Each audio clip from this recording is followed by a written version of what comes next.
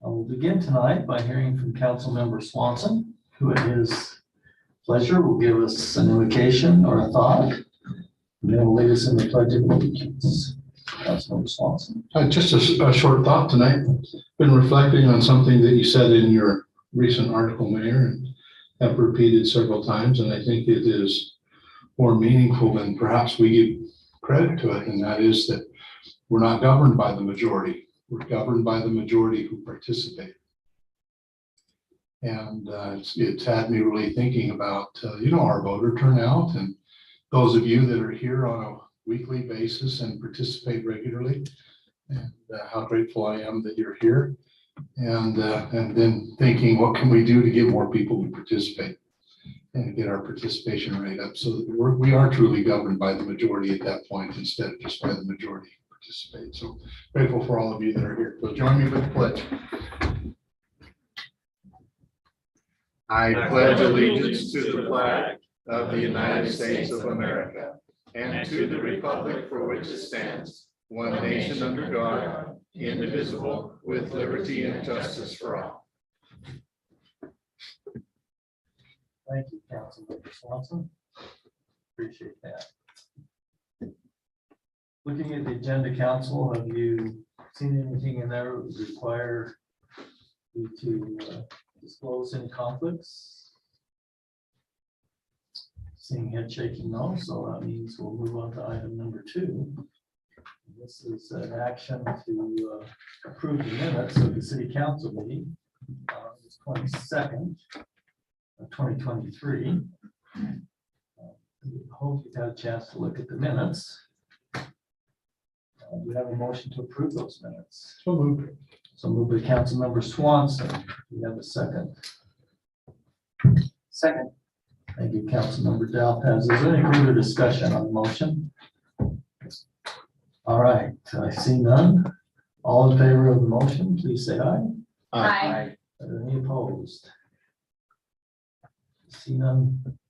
So we'll move on. Motion passes unanimously. Okay. We'll now go into our active agenda. We'll seek public comments from those who would like to comment this evening. If you'd like to step up to the podium here, please state your name. And if you're a resident of North Ogden, and please save the mayor some grief by limiting your comments to no more than 5 minutes. Thank you.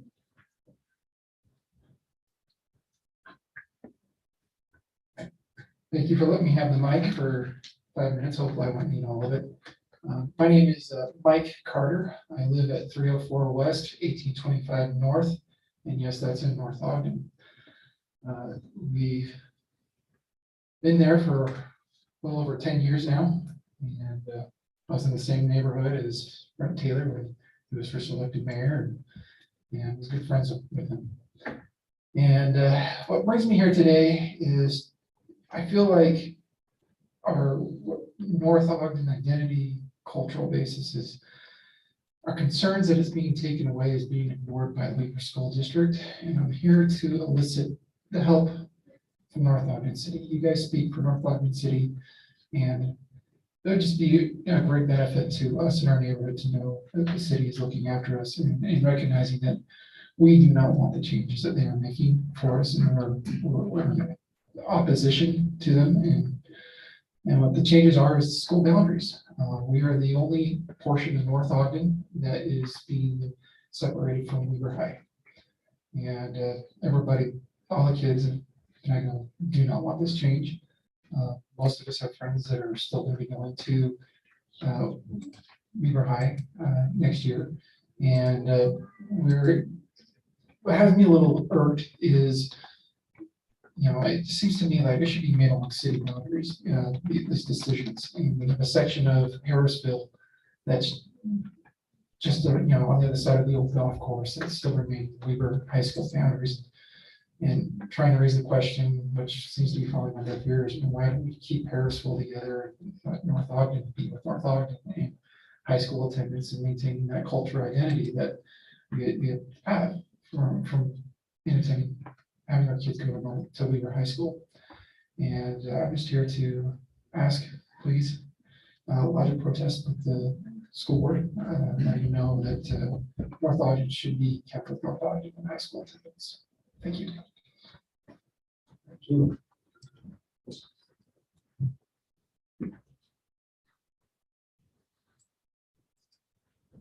Brenda Ashdown, I live in North Ogden. This is for my husband. At one of the end. Along Pleasant View Drive, they put in that walking path and it has a bunch of little lights that are 2.5, 3 foot tall. They're all broken. A lot of them just have the cement that's left in the ground. They were solar lights. My husband wants to know if along in front of our property, if he can take those out and throw them away because he thinks they look junky and crappy. And we are where you come into North Ogden from Pleasant View, this is his words. And we don't want Pleasant View to see our place looking junky. So that's his question. I don't know if you'll have an answer. Get the Parks Department, take a look at it, see what we can do.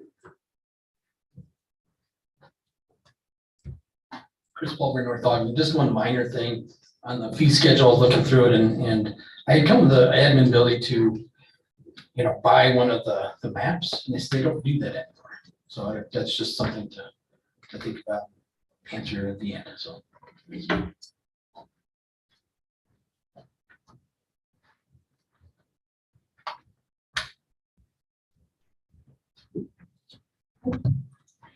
My name is Jeanette Sweet and I'm a resident of North Ogden.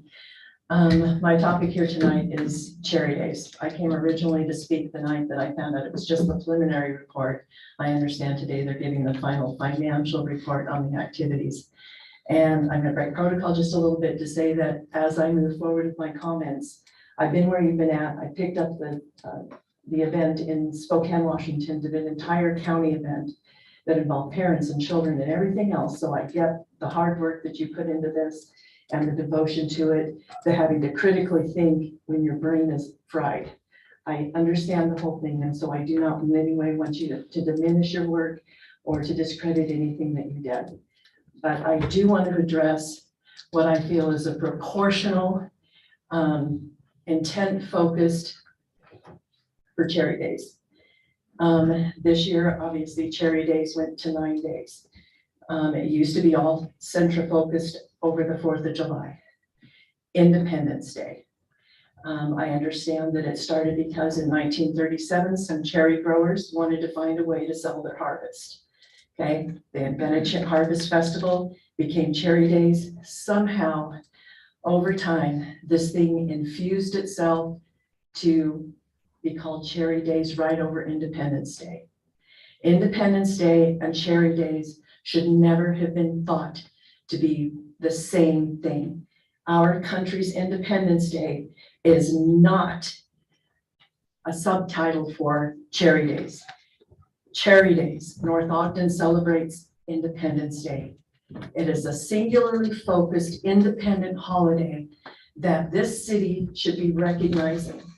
I stood up on that North Ogden Hill this year, and for the first time in 66 years, no matter where I lived, what city I was in, what military base I was on, what country I was in, Independence Day was somehow recognized for what it is. The 1937 Cherry Growers Harvest Festival, 247 years of my family members, the country reinforcing, fighting for, supporting, working towards maintaining our independence and freedom. And I stand on that hill in North Ogden and the city is dark on the night of 4th of July. 14 other cities in this county. I don't know what happened on the other side of the mountains, but 14 other cities recognized it the way it should be recognized. Ryan Barker knows that we dealt up in our neighborhood, people that were who went out because they want to celebrate 4th of July with their family and friends. It's their day off, it's their tradition. You get together, you celebrate the biggest holiday in this country's history. They buy big box fireworks to shoot off beyond their little sparklers and smokers, flying over the houses. There's no signage up saying that beyond this point, fireworks are banned. So all of our newcomers didn't even know that they were banned. So they're shooting off fireworks. Why? Because they want to celebrate Independence Day. If this city wants to support Cherry Days, and I understand how it came about with COVID and all of that, a citizens committee picked up the torch and ran with it. That's great. But when it comes to doing something, a tiny patriotic breakfast to celebrate Independence Day, that is so disappointing to me. I was nearly in tears until I remembered what I used to say to people at my workplace when they were dissing the military. And that was, you know, I am so proud of my children for serving in the military so that you have the right to say and do what you want to do. Just like I have the right to say and what I want to do right here at this podium, which is to say, if you want to do Cherry Days, do Cherry Days. You want to do it on either side of Independence Day, that's fine. But Independence Day should be so supported by the city. It is a standalone national event that I bet if you asked every person of speaking age in this city, they would know what Independence Day was or what 4th of July stood for. Cherry Days, not that many people do. You know, there's a vast old settlers, you know, type of situation here, but you've got a new diffused community here and everybody decides to celebrate the national holiday and they're going to do it with or without you. But please do not support or fund, roll money forward into an organization, a citizens committee that is going to negate the biggest national holiday in our country. Please don't do that. Please don't. Reassess this thing for next year and let them do their own separate thing. I do have a question for y'all, and that I'd like to know how you came to the numbers of 26,000. If you have 30 different activities during this period of time, how do you get to the number of 26,000? If you're having it mostly around 4th of July, you're probably not going to get those high numbers. There's only 20,000 in the city, right? You break it down by the number of events you have, that's only 866 people. And obviously one's going to be more than the other, but I would like an explanation to that. Thank you. Thank you. Do we have anybody online tonight? So how many do we have online? We do not have any attendees at this point. Attendees online, okay, so can't expect any public comments if nobody's online yet. Anyone else here present like to comment this evening? All right. We'll then move on to item number 4. This is discussion or action on the Cherry Days financial report with a little few added things to it. Mr. Stevens, will you be making that report? Yeah.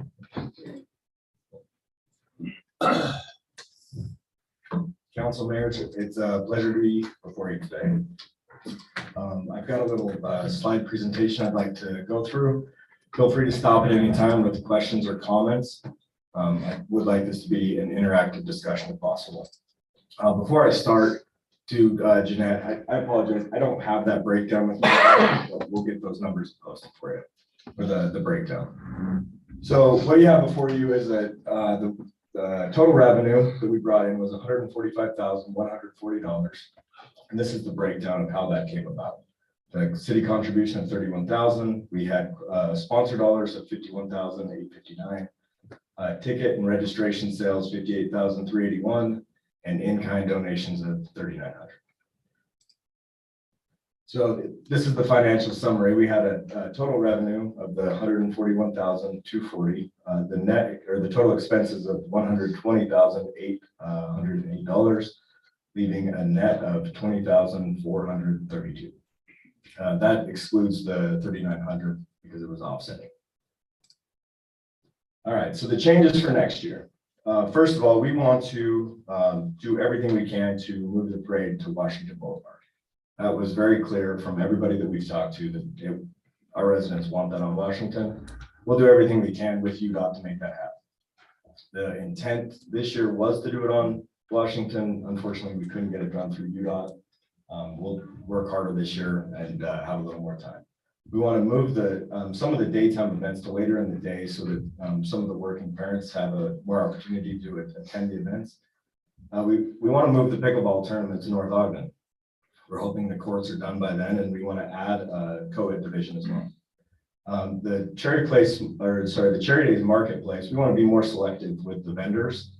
We did have a few overlaps and So we'll be a little more selective to make sure we don't have too many people selling light goods there. On the luau, we want to move the serving times to 15-minute increments so that we don't have quite as long of a line. We'll also be working with a different catering company that is accustomed to working with larger groups. We've heard from a lot of people that they were unhappy that the medallion hunt went away. So we're going to bring that back. And then the foam party, we're going to make sure there's foam next year. And then we're going to add some additional slip and slides. We want to add a Cherry Days logo and theme contest. So this year our logo was, or our theme was "We Are One." Every year we want the residents to pick what the logo is and what the theme of Cherry Days is. So we're going to launch that the first part of November. We'll close it towards the end of December. The committee will choose the winner, and that logo will be on all the marketing as well as the medallions. So we're going to go through the survey a little more in depth. Apologize, that's a little small. But question one was, I want to start by, I'm a little frustrated with the overall questions and how they came about. I don't feel like the people that wrote the questions really listened to what our intent was, especially on this first question. John and I both requested that it be reworded because it's not true. It's the first line says, every year a citizen committee organizes Cherry Days events in North Ogden. This is the second year that I know of that that's happened. So we asked that to go away. It didn't. We've got other issues as we go through. So last year, Cherry Days was a one-day event, ending with fireworks on the 4th. This year, in partnership with the city, the event was 8 days, ending with fireworks on the 8th. So of the total participants, 481, we've narrowed it down to just the residents of North Ogden. That's 304 people that responded to this. Of those, 50% have attended the last 2 years, 10% went only this year, 18% went only last year, did not attend this year, and almost 20% didn't attend the last 2 years. So on this survey, I would love to be able to, on the next questions, be able to filter that down again so that the survey results only include the people that have attended the events, because we can't cater to those who aren't going to come regardless of what we do. We want to make sure that we're trying to cater to those that are coming and make it the best event we can for them. So question number 2 is, which of the following did your family attend this year? Choose all that apply. Somehow we didn't get a parade put on this survey. Parade wasn't an option. So if you look at the cloud, and I apologize I didn't put it up there, I've got it here, but parade was the number one thing put in other. My guess is that it was one of the most highly attended of all the events, but somehow that didn't make it on. So again, just one of the things that I'd like to change when we do our next survey. But as we're going through it, yeah, the fireworks were the most attended, followed by the carnival, and then down. So question number 3, next year, the next year, July 4th is on Thursday. Cherry Days could be an 8-day celebration ending on Thursday the 4th with fewer parade entries, fewer carnival rides, and fewer vendors and more expensive fireworks. The intent of this question was this. If we keep Cherry Days on the 4th of July, we are then splitting vendors, splitting parade entries, splitting people coming to our event with all of the other surrounding communities. So do we want to do that to where we're going to have a smaller turnout in all of those events, or do we want to move Cherry Days to a different day where we're not competing with other cities? I don't feel like that was reflected very well in the wording of this question. Or it could be, continuing reading here, or it could be an 8-day celebration ending on Saturday, July 6th, with more vendors, less expensive fireworks, and more parade entries. So the statistic here is overwhelming that 55% of people wanted to be on the 4th of July. But we still have 20% of people that haven't come in 2 years. So where do those factor into this 55%? If we take that 20% and subtract them off either one of those line items, it makes a much different survey here. So I feel like we need to reword this question, ask it again in another survey and be able to refine it better so that we can get to better data. The next question would be, which of the following are true for you and your family, if any? What I saw more than anything was that our marketing worked really well. 71% of people knew that the Cherry Days was moved off of the 4th. Or 71% of people that answered the question knew that Cherry Days was moved off the 4th before the 4th. And that everything had been moved to the 8th. Other than that, the things that stood out to me were the pricing for the carnival. It's almost 50-50 people that loved it and people that didn't. That probably tells us we're pretty close to where we needed to be price point. Same thing as you kind of go down through. So we can go line by line if you'd like, but those are just kind of the things that stood out to me the most on the survey. So the survey summary, we want to give the residents of North Ogden what they want, but we need to understand what that means. Out of 20,000 plus residents, only 304 participated in our survey. We've had at least that many people reach out to the committee in support of the change we made. What does this all mean?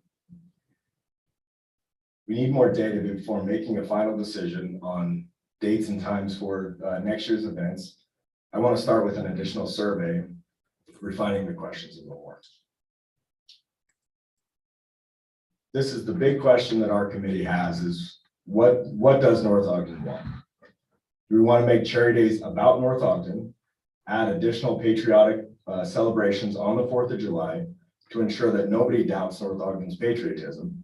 Or do we want to make Cherry Days a 4th of July celebration? Moving forward, do we want to create the 501c3? You've seen, now that you've had a chance to review the financials, you've seen what we've done for 1 year. Do we want to move forward with creating this? If so, our initial thoughts are the committee should be a 7 to 8 person committee. 6 would be residents, and then the other would be a council member and their spouse if they choose to participate. It would be a 3-year term. You'd start as a member, then move to the vice chair and then a chair. I would also suggest that we add a board of directors where we are dealing with larger sums of money and big contributions, especially the taxpayer money that's coming in. I feel like more eyes are needed to be on that. So we'd have a board of directors that would have just major decision-making rights. This would be typical in a business setting, and I think it would be helpful here. So then we need to figure out how would this board be elected and what would the term for the board be?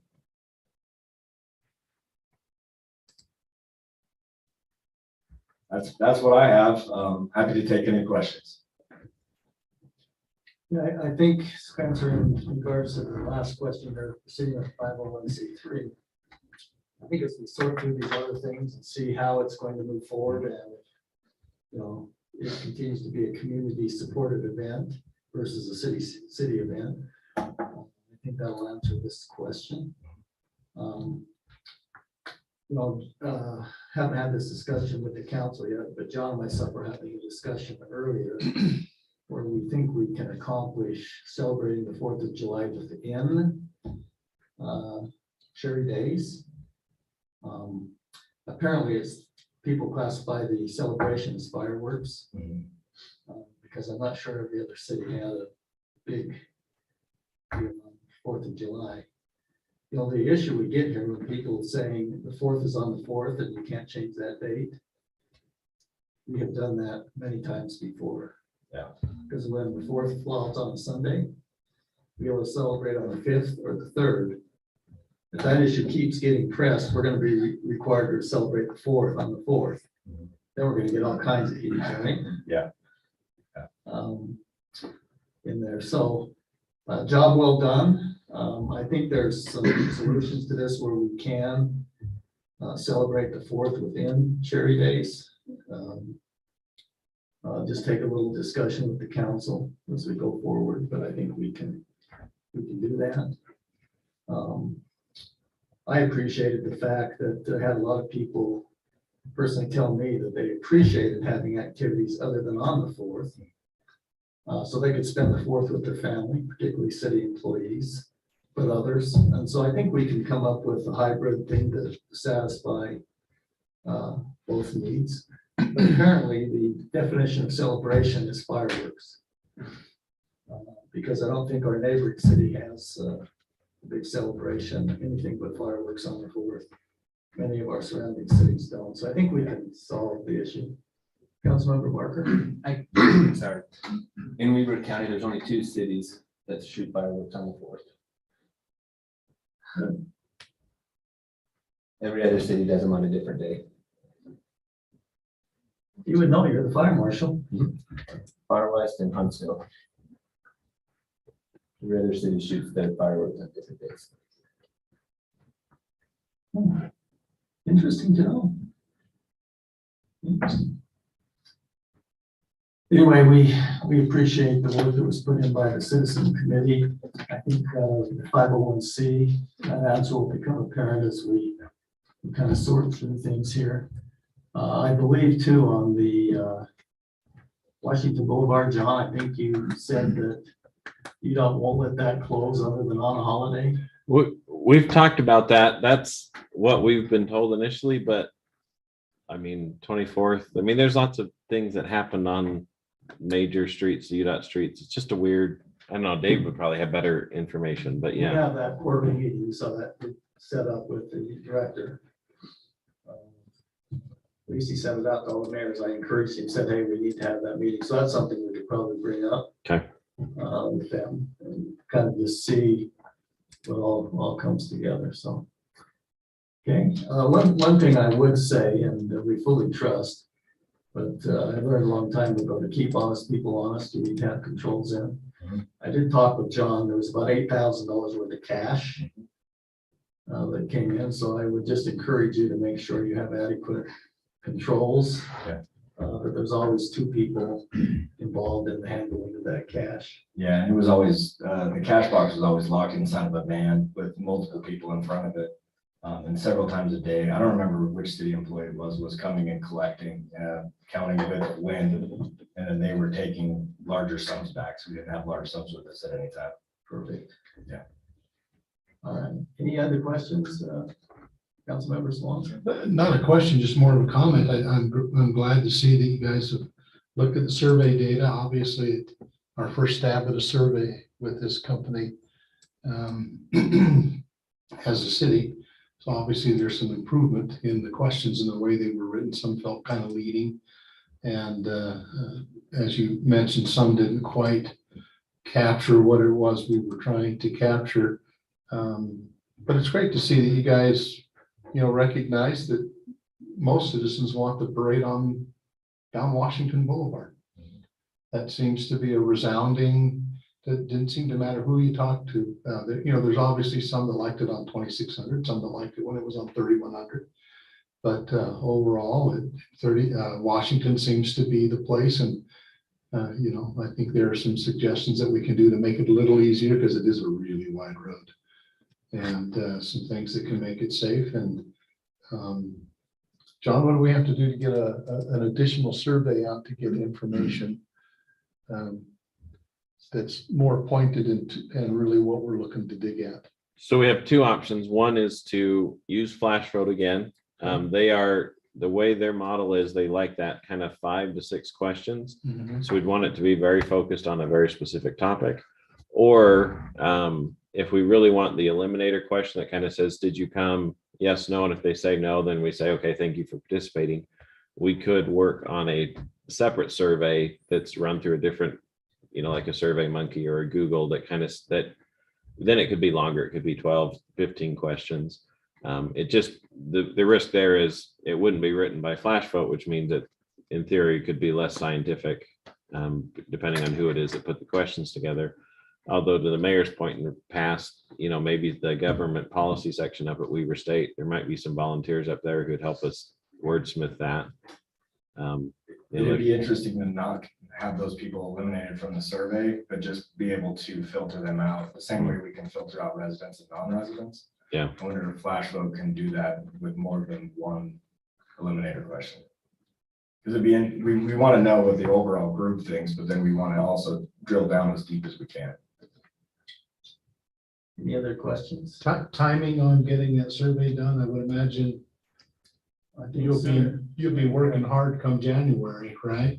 Yeah. So we probably want to have that information as soon as we can, get it out to residents, so that we can get their opinions on things. But overall, I thought it was great, right? Not perfect, nothing ever is. But overall, I thought it was great. There were a lot of people out there with smiles on their faces having a good time. Good point. Thank you very much. And one thing I would point out, this is one piece of the pie that's considered in making the decisions for next year. It's not the only piece of the pie. Meaning it's complicated, right? Because the carnival can only be successful if it's tied to several other events. Yeah. So, it's very complicated, but I think, there's a way we can accomplish this, and we can have further discussion on that, how we celebrate the 4th within the Cherry Days and make it a good celebration. Because like I say, apparently it's the fireworks, so make the difference. Okay, thank you very much. Appreciate it. I guess we need to approve that financial report, according to my agenda this evening. So do we have a motion to approve the financial report as presented by the Cherry Days Committee? So moved. So moved by Councilmember Swanson. Got a second? Second by Councilmember Ekstrom. Any further questions? We'll Councilmember get Ekstrom? a printed or emailed copy of your report, Spencer. You bet. Because I would like to just, because we kind of went through it really fast. And I'm like, so I just like to be able, I like to mull things over a little bit. So yeah, if you could send that to us, that would be awesome. You bet. Okay, thank you. Any further questions? Comments? All in favor of the motion, say aye. I, Are there any opposed? See none, the motion passes unanimously. Council, last meeting, we talked about trying to move forward with the Barker Park situation, and we kind of concluded that what we needed is ultimately for the council to get a plan that can be approved, that then we can work off of. I guess there was some confusion as to, is there really an approved plan? This reference to a Grasky plan was back in 2002, was superseded by another group that was never approved by the council. So ultimately, we, I think, agreed to say, let's get a small committee together. Let's have them take the 2 plans, not reinvent the wheel, but really take those plans and give us a recommendation on a phased approach, which I don't think any of the plans really had a phase, which kind of made it tough to swallow on a $15 million bill. So that we can maybe see how we could approach it in a realistic manner in developing that park. So I'm coming to you tonight with some names to consider for that committee. The names that I would present this evening, I think we do need representation from the Barker family. So I would suggest that we consider Rod Barker and Peggy Barker to represent the Barker family. I would suggest that we have Councilmember Severing represent the group that's worked very diligently to try to get things off the ground and moving there, and who has created the 501c to try to get things moving forward. I would suggest we consider Sarah Lansing. Sarah has been very involved in trails and parks, and really has an interest in North Ogden and making sure that we have adequate parks and that they're of the quality that our citizens need. Then I'd ask Councilmember Dalpaz to chair that committee and bring back a recommendation to the council on a plan. And once again, I think there's some good things that are in place where it can be digested, the plans, the effort that's been made by the committee, take those things together and really come up with a phased plan that can be considered and approved by the council. I would suggest that the current committee that's in place be utilized in the fact that they have a lot of volunteers. They're working hard and also sponsors, that they could still take that responsibility on. So that would be my ask this evening. And I would seek any input, comments you may have.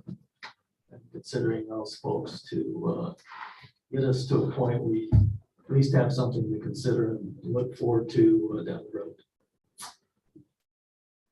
Councilmember Severance. I'd only have just one recommendation. Do you realize that Peggy and Rod are brother and sister? And we've had Scott kind of represent the other side. What is it? Carl, The car. the Carl Barker side. Well, Peggy's kind of involved with yours, so Scott would be, I guess, fine. Okay, no, that would be fine. He's, Peggy's involved now. She can continue on that. I didn't realize that they were, there's so many barbers around the city. I don't know. Everybody's a barber. Everybody's a barber. Councilmember Swanson. So are you suggesting Scott in addition to Rod and Peggy? Or Scott in replacement of Rod? Well, I was just thinking that there needed to be, well, that we, it doesn't matter to me, we can add Scott, or we can just have one representative from each family. That was just my thought. Because then you say Rod and Peggy are brother and sister. So we need to probably, I think, let's go with Scott. I don't know if he'd be willing to do that or not, but I'll check with him. Then we also have had some other interest in what they call alternates. If somebody, because I know that Julie Anderson has contacted me. She'd be interested in doing it if needed, so. Any other input or comments? Councilmember Downcast. Just that I think the phased approach will make everything a lot more digestible for the citizens. I think when the plan came out in 2015, that was very grandiose and was just this entire plan of several acres. It just doesn't seem like it can be digested very easily. So the idea of doing one small phase at a time that might be, you know, a much more reasonable contribution from the city at a time, I think that's the key. And then just kind of want to shout out Blake Severing and Grant Prosman. They've done a ton in that hollow, and it's looking really cool. I haven't been as involved in the cleanup this year. I worked on it quite a bit 2 years ago, and it was really fun to get that down there and see what's going on. Yeah, they've done good work. I'm sure you don't want to diminish that. I think too, one of the concerns is we go to a phased development. We surely want the rest of that to be farmed. We don't want it to turn into weeds. I think the agreement now says basically once development starts, that the lease and the farming of it ceases. I don't think we want to have a big piece of property there that is growing weeds instead of something that's worthwhile. So we might need to take a look at making that adjustment too. So, okay. Any other comments before I seek a motion? Council, then I would ask for a motion to approve the names based upon their acceptance. If not, I'll come back with additional names, but that works for you. I'd seek a motion to approve the selection of what we call the Barker Park Committee. I will meet with them, and if you're in agreement on their challenges, not to reinvent the wheel, but to take the good of all the plans we have, combine that into a phased approach. It's like somebody once said, you know, there's good in everything, just bring it, we'll add to it, right? So. Mayor, just to be clear, so we are going to ask Scott Barker instead of Rod Barker, Instead of Peggy. instead of Peggy. Mhm. Okay, Because Rod and Peggy are brother and sister. right. So we're gonna, because Peggy's doing a good job, I think, with her assignment now. Okay, so she's going to be represented kind of through Blake. Is that kind of the, On the volunteer committee. okay. And then I would just like to offer myself as an alternate. I'm not going to be on council. I would enjoy being on that committee How do you know? with them. Maybe we'll be writing. Is that how that works? Okay. Got that down. Motion, council? Mayor, I'll move that we approve the committee as stated. Thank you, Councilmember Swanson. And second to that motion. Second to the motion by Councilmember Ekstrom. Is there any further discussion? All right, then I would seek according to my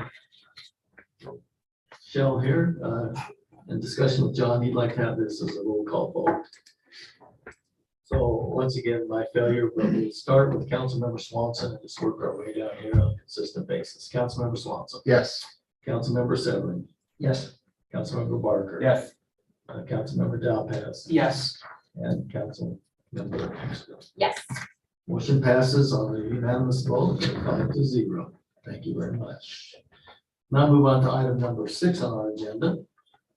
This is in regards to the right-of-way permit that was postponed from the previous council meeting. That will be Mr. Dave Espinosa, Public Works Director, Coach, and Assistant City Manager. In that order. Just in that order. So we just wanted to clarify, clean up some of this, and bring it back to you. So the first thing we're gonna talk about is what we have in place right now. I thought that'd be the easiest and cleanest way to do this. And so what we have in place right now is there's a few codes, right? There's a parking code that says you can't stop, stand, park unless unless you have traffic control or allowed by a police officer. There's that part. And then there's the obstruction part, which just says we do not allow anybody to put anything in that right of way right now. So when when we pile rocks and different things that's going on right now with the xeriscaping, in our code right now, it's really not allowed. It's under this obstruction permit, it's saying that you can't do that. The only caveat to the obstruction permit is that you can go and get a required permit, but that only requires you to dig and excavate that right of way. So, you are allowed to go put xeriscape in your park strip. You just can't store that rock and those things in the right of way in the code right now.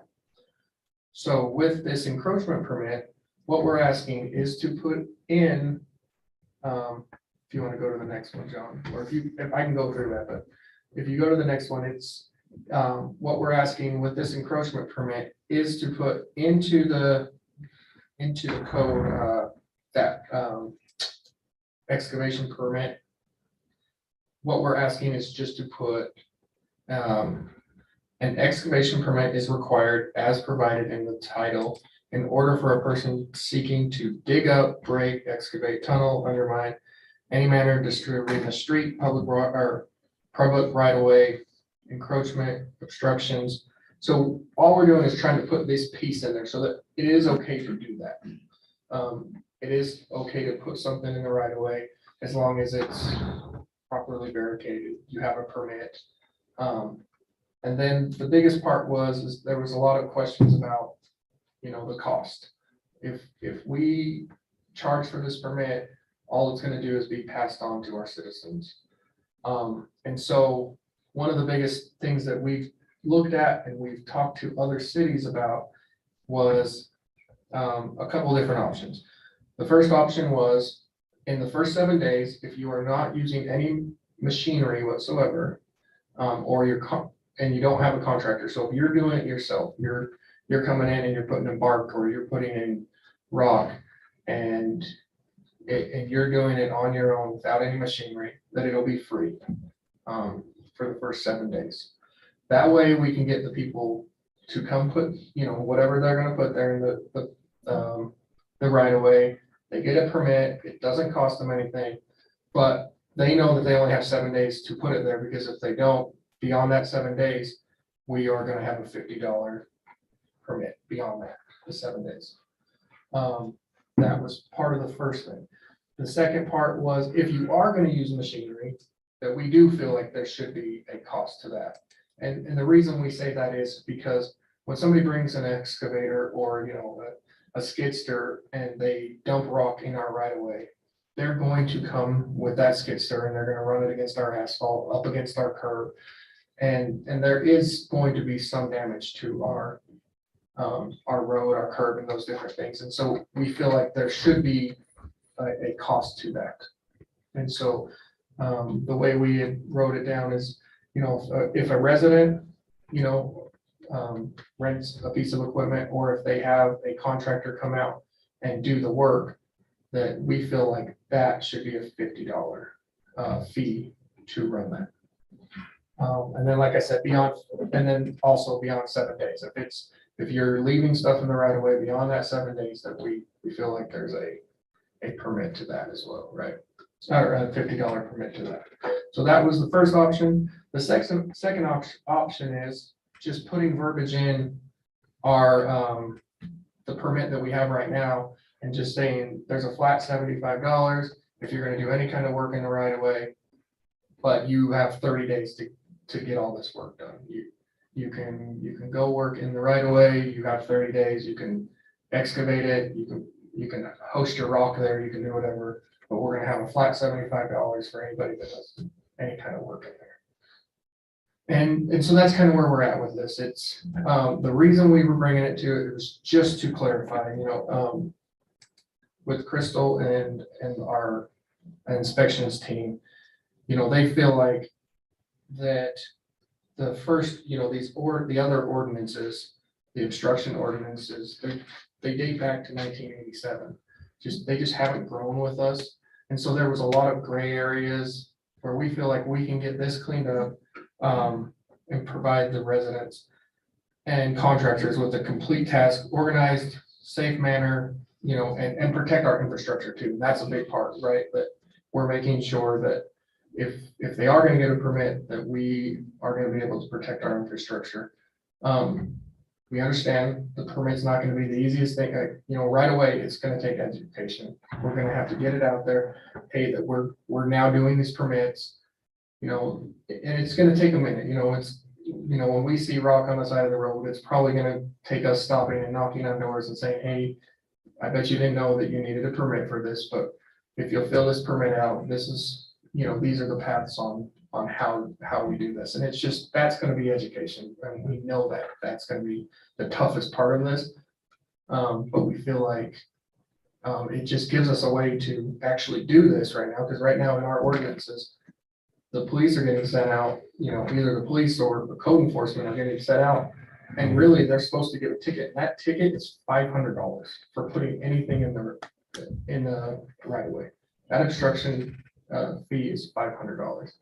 And so we're trying to get something that is a little more simple. It cleans up what we're fighting against, and just holds the people accountable that are doing it, right? We'll be able to take down names. We'll have who your contractor was. We'll have you know, those different things. And so that's kind of it in a nutshell. We kind of wanted to get your opinions on those two different options, and what your thoughts were there. Yeah, just a point of clarification. We talked about this earlier. We were talking about like if the cement trucks come, they got a pump there and it's in the road all day, they have to get a permit. Yes. We talked about the chances of that happening. And we completely understand, Because right? cement, if you can get it, Yeah. get it when you can get it, right?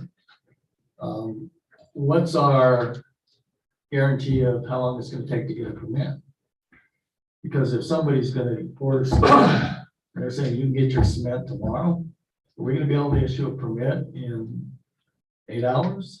What's our guarantee on a permit issue? Yeah, and it should be a very simple process. We're gonna be able to, you can come up and talk about that, but, you know, we're gonna be able to put that on our iWorks with all the rest of our permitting, and it should be something very simple as far as them filling it out.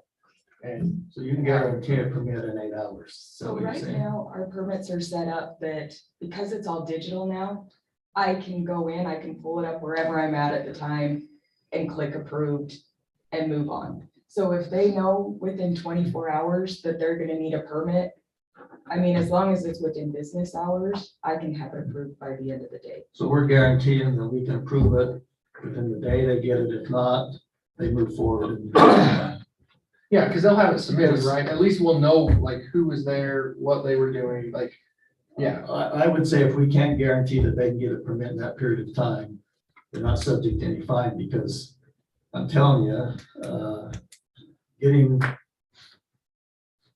product and getting workers is not as easy as it appears. We also need to change this then, that before we can move forward, that we change the ordinance that you can put stuff in the street if you get a permit. So So we right just now, we want, have a prohibition, is that correct? yeah, so we want to add to that code. So we'll add the encroachment permit into that part of the code. So we'll clear up that part of the code where it says that. And then does the code say that, because I think that what brought this to our attention was citizens saying at night you can't see them, so would it be required, if somebody puts anything in the road, it'd be required that they have whatever they're called, Yeah, cones or barricades. barricades, cones that would make that quite obvious. Yeah, retro reflective cones or barricades. I think that's something we'll definitely do. Council, what other questions may you have? I apologize if I took your thunder.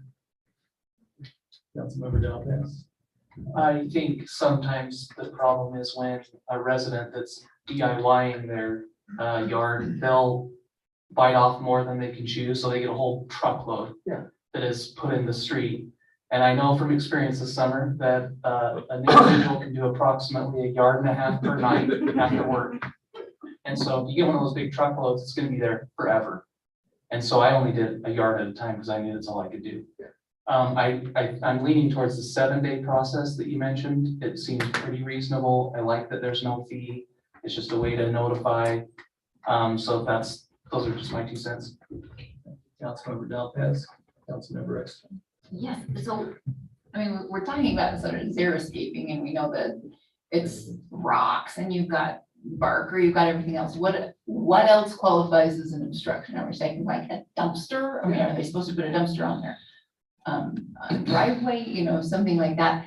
I think we need to spell those out. So as What- part of this, like SWIP and the new construction, dumpsters are supposed to be behind the right of way, right? That's where they're supposed to put their dumpsters. We have allowed them to put dumpsters on the road before, just depending on if, you know, where they were gonna, the only place they could put it was way back in the mud and they were gonna track a bunch of mud.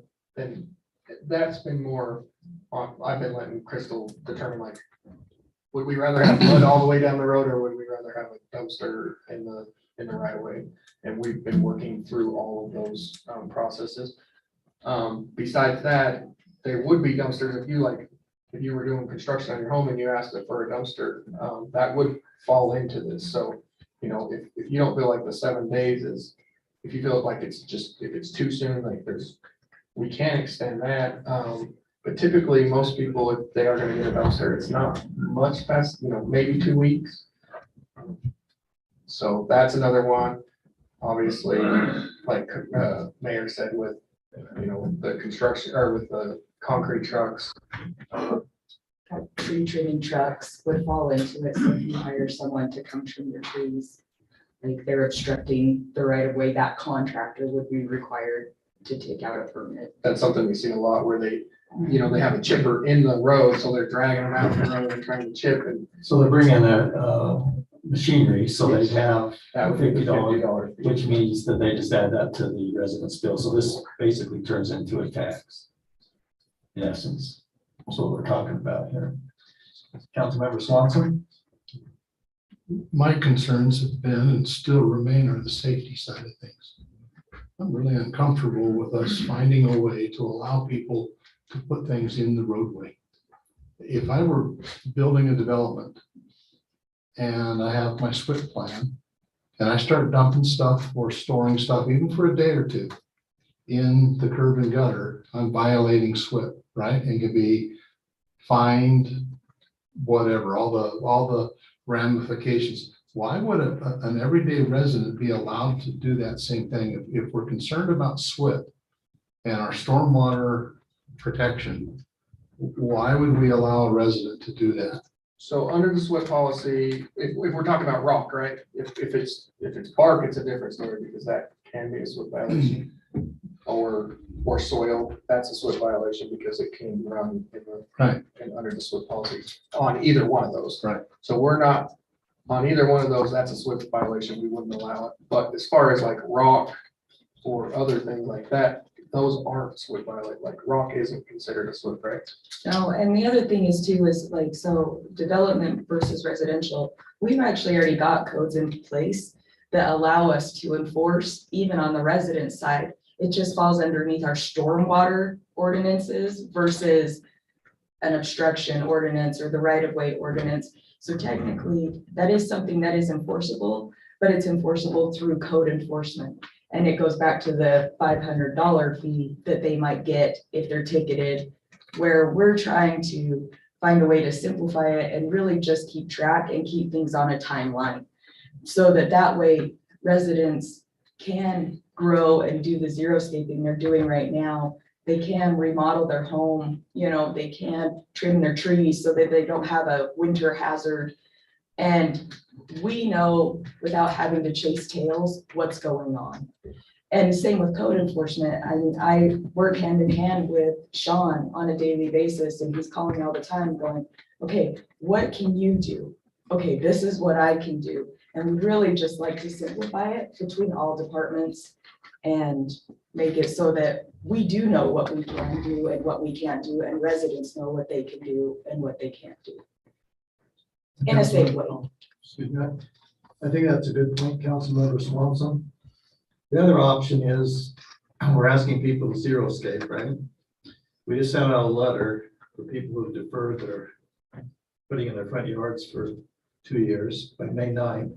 We're gonna have this probably real interesting situation in the spring. And I think the safety issue is what we're all concerned about. How can we make that safe? Is it putting up these barriers? Because as you know, I just built a new home, and you know what the cement guy said to me? Never let a heavy truck back onto your driveway. So if we're not gonna let them put it out there, you know, what are the options? Do we break the sidewalks up, or we, you know, I'm just wondering how we can accomplish the safety issue, but still let this kind of like they're talking about take place. Because it's gonna be a real issue as we, people start complying with the May 9th deadline. And I appreciate the, you know, the need for cones or barricades. But my guess would be, just watching how it's done now, most of those piles aren't going to be coned and barricaded. Code enforcement or inspectors will drive by and say it needs to be. They're not gonna have cones or barricades, and it'll go another day or 2 or 3, or if at all. Because I think most people are gonna count on the fact that nobody's gonna come back around in short order and make sure that, and, you know, I think, John, our qualified immunity protects us if something happens. But if we're permitting stuff to be, if we're specifically allowing stuff to be stored in the road, we have an inspector that goes by and notices them and says, you have to have the permit, it needs to have cones. They don't do the cones, and we haven't enforced it, and somebody gets hurt, who's responsible? When it comes to inspections, it actually have more immunity than almost anything else, with the Really? exception of stormwater. In the state code, it says we can negligently inspect and we're still not liable. But I haven't looked at that in the range of this type of an activity where we would be permitting it, because usually it's tied into construction. Right. Because it's the contractor's job to keep it clear. So in this case, it'd probably be the same way that it's the contractor's job to keep it safe. And we'd probably fall into the same umbrella of But if absolute it's a resident immunity. without a contractor. It'd be the same as like a home builder, like a self-build, some Yahoo adding 2 bedrooms to the back of his house. Yeah, we know about those guys. I think that's a good point, Councilmember Swanson. I guess the question I would have is enforceability even of this.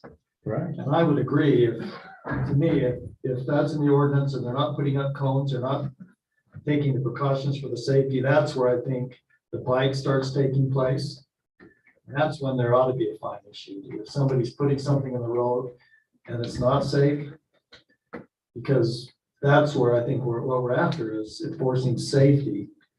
But I'm even, in your question of enforcement, I'm even wondering how we're going to enforce this. We could, as you said before, we can only do the best we can do, right? Right. So anyway, just a thought on that. I agree that safety is the issue. One other thought that perhaps could be added to this and probably not be ready for any kind of action tonight would be if you are driving around in the course of your inspections and you find something like this, would it be appropriate to put something in the code that requires the safety barricades to be acquired and up within a 2 or 3 hour period? Or we're saying, okay, we're not just saying it has to be done, we're giving you a deadline by which it has to be done, and we'll be circling back around at the end of that deadline to make sure that it's done for safety purposes. So 2 things. One, going back to the responsibility and the liability. So right now, our right-of-way permit is set up that any contractor has to submit a certificate of insurance showing they have certain liability coverage. If a resident takes it out, they have to submit their homeowner's insurance as far as those things go. So just, so you know, that is a requirement that we require with our current permit, the way it is. Right. To help cover our bases with liability. Our current permit is also set up to require a traffic control plan. So if that traffic control plan is not uploaded and implemented, the permit is not approved. So we do have those measures. There's also ordinances already in place that say if you're blocking the sidewalk, you have to have cones. If you've got something out, you have to have cones. So we actually already do have ordinances in place to enforce that aspect of it as well. Yeah, I agree, but how often do we see in our city residents who just don't bother? Right? I mean, that's why we have to enforce things, because even though the ordinances are there, you know, we see fences go up without permits. We see fences go up in places where they're not supposed to be. We see streets blocked, you know, a third or more of the street blocked by piles of debris. And that's why we really liked this one, because it might give us a 1 or 2 day head start on exactly what you're saying, that if we don't do anything right now and they only stick 1 orange cone on top of the pile and it really isn't helpful, right? We might catch it if we drive by, but at least if we have this in place and they do at least submit the permit, and we go out and we find out that, hey, you didn't have the cones or whatever, then we can at least jump on it and get on it in a timely manner, instead of right now, it's just, we're hoping we drive by it, and if we see anything, then we're knocking on doors. And then the other thing is at that point, it's actually not in our inspection crew's hands. So now we're calling code enforcement to deal with it. And if he had, depending on what his schedule and what his, you know, his day looks like, then we're sending him over there, and it might be, you know, farther down the road, where if we do this permit, it will be Crystal and it will be our inspection team that's actually looking for these things and trying to address any of the concerns that you talked about. So that's part of why, you know, we wanted to put this in place, because it puts a burden on Sean, you know, that we're finding these things, and then poor Sean is like, I already got a stack this tall of other things that I'm dealing with, and rocks in the road. By the time he gets out there, it might be gone 2 days later, so. Questions? Yeah, Mayor. I was just gonna say, this kind of all originated from that one individual, that one lady, right? I mean, or is this something that's? No, it's just been something that's been going on for a little while that we felt like we just needed to clean up in the code. I mean, it wasn't one particular situation at all. Because this is the first time, I mean, just this discussion, this is the only time that's come up in 6 years. I'm just kind of curious to know how many times we really had incidents where we had a lot of incidents over the years with. We've had some incidences like where we just can't get them to clean it up because for whatever reason, and you know, we can put it through, again, it goes to the code enforcement, and code enforcement takes a little longer. Their processes are different, right? So that they have to go through all their processes. And we've had a vehicle hit one pile before and actually roll over on its side. So it's been a little while coming that I think it's something that we need to. How's that during the summer when everybody's busy in their yards? I'll bet you it's a weekly occurrence somewhere in the city that there's a pile Oh, for sure. easily. Absolutely. And an issue that's attached to it, or just? Well, it's blocking part of the road. Pile. There was one of them, one of the photos you used in the first presentation you made was just right down at the end as you come out of my cul-de-sac. It was, oh man, that thing, it almost came out, it was more than a third of the road was blocked by this pile for several days. And there was no barricade. And then later it was piles as they tore up their concrete driveway. All the concrete was stored out in the street and that blocked a quarter of the road and there were no barricades. It happens. I'm just concerned, anyway. And we're prepared to chase down contractors if they. Here's, did you have a comment? Somebody had a comment. Go ahead. I just want to emphasize the practicality of getting the rocks off of the road. It's really complicated for the DIYer. I'm just saying this because I know. So when I was doing my project, I estimate I did 20 yards of decorative rock. It was horrible. Most of it was by hand, just wheelbarrow to the backyard. So when I didn't have all of my yard completed, I put all of the rock on the dirt to the side of my driveway because I knew it wasn't in the road. So to the best of my ability, I always kept it off the road. But when it came down to the very end of the project, there was seemingly no other choice than to put the rock on the road. And the last day I had a big fiesta and did a one-day event of 7 yards with a mini loader and got it off to the side of the gravel. So I just want to emphasize, I think the practicality of some people not having the rock in the road for a short amount of time, it's close to impossible at the end of the project. And once again, I think it's important to kind of see the practicality, as you pointed out, but also some of the things we wouldn't see. So I'm going to do something a little bit squirrely here. That doesn't surprise you either, does it? You guys are used to it. How squirrely are you gonna get? Well, we have a builder here in the audience. I'm gonna ask Spencer Stevens to come up here and point out from his perspective how this works. Well, from my understanding, if a builder is doing any of these projects, he is already required to have a permit, right? So we're really just talking about the homeowner. So the builder, it depends on the extent of the build. I mean, like Phil said, yes, technically, if you're putting in a fence, if you're doing all these things, there's supposed to be a land use permit. But I mean, really, it boils down to the scope of the work, right? Like, because your building permit for a house is gonna be different than a residence to do xeriscaping and all of that. But yes, technically, there should be a building permit taken out. So explain to me, just for clarification, the pump truck who's there most of the day has to have a permit in addition to the building permit, I'm taking it. How does that Should this happen? all be wrapped up in the building So permit, the though, the building right of way permit is part of Will that? be- Yeah. Yeah, Yes. So my bigger concern though would be on the stormwater stuff. So the DIY landscaper, where they're disturbing all that soil, would they need to come and pull a full SWIP permit with the state?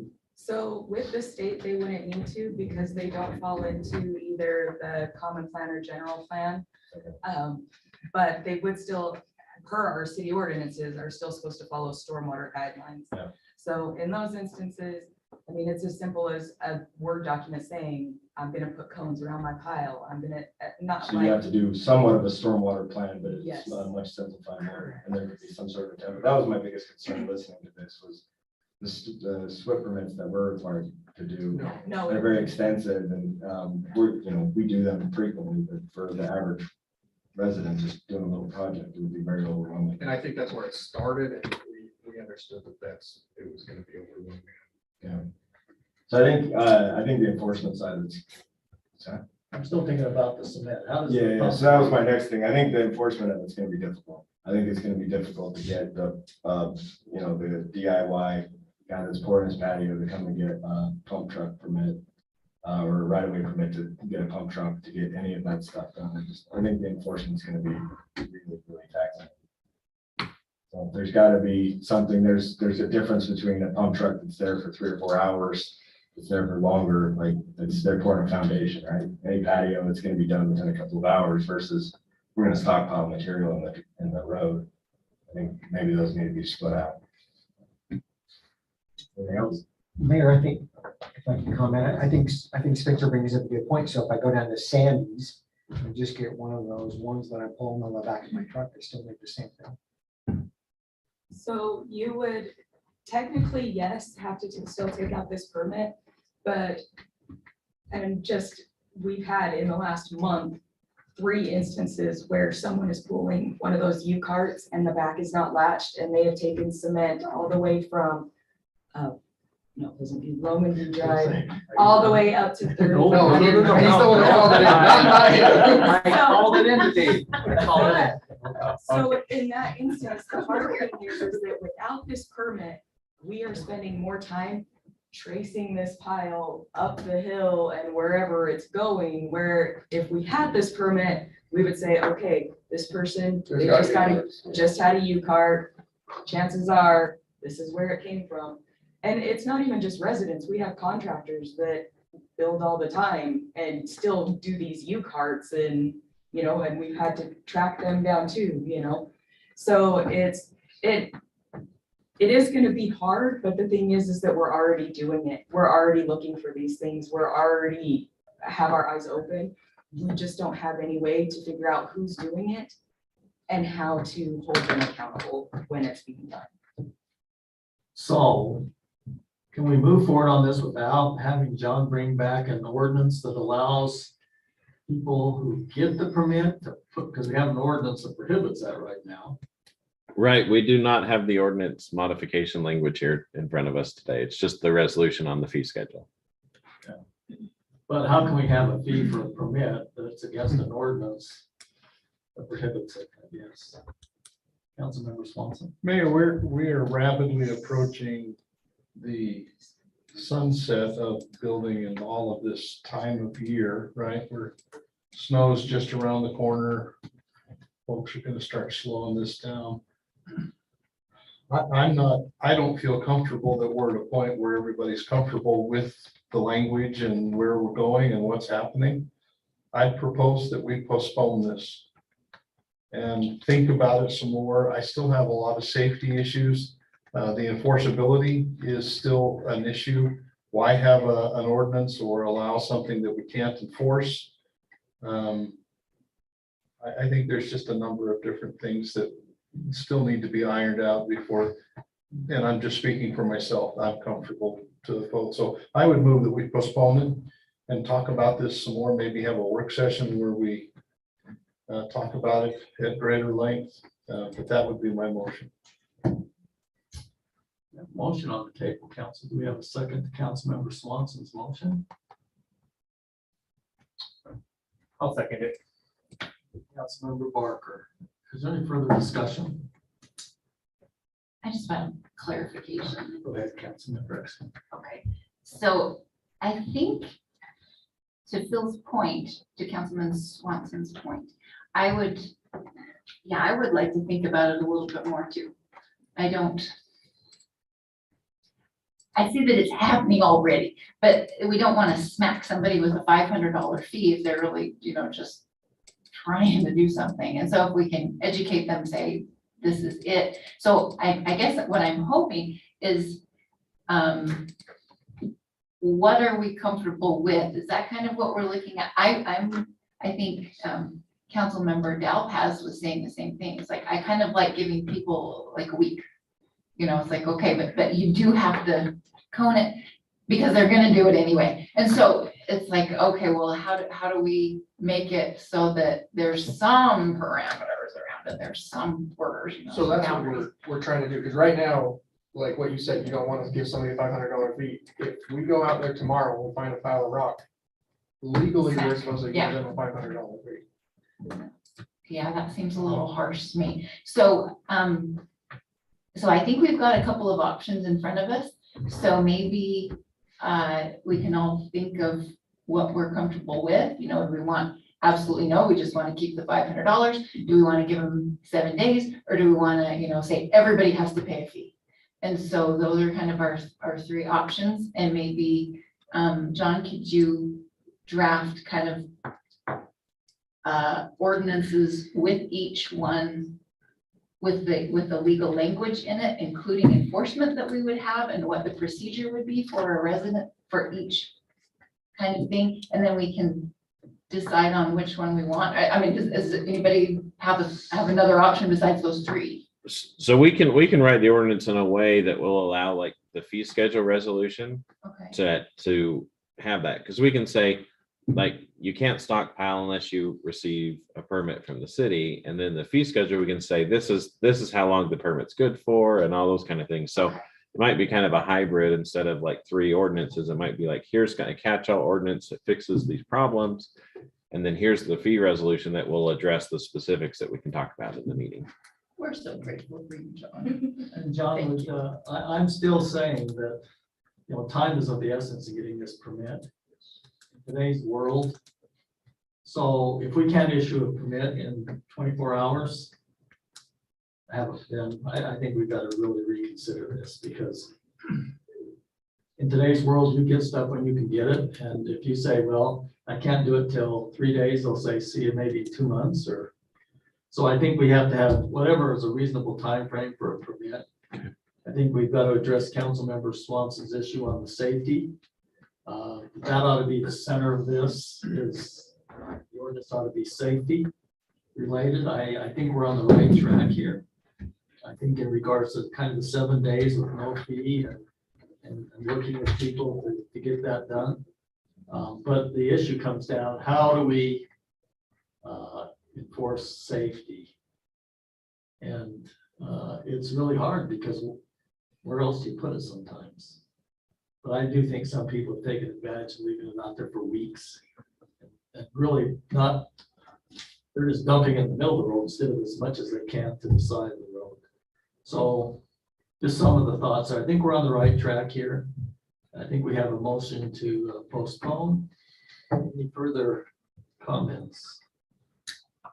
Mr. Call? I was just gonna ask the question, are we postponing the entire consolidated fee schedule, which I think is totally fine? There's nothing on here that's pressing.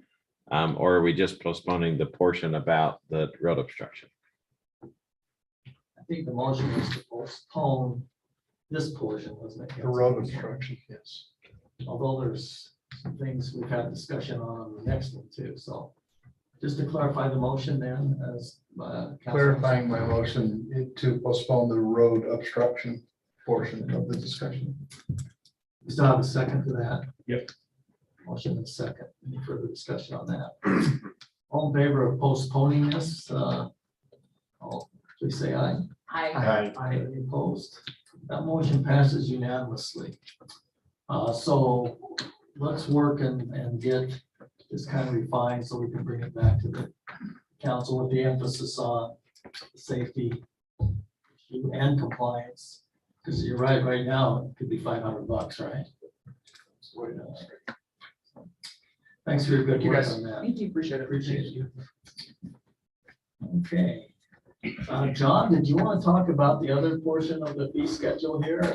Maybe Yeah, kind of encompass in your discussion we had earlier. yeah. So one thing that we could do, council, with, and I know we're delaying this whole discussion, but this penalty keeps coming up, this $500 penalty.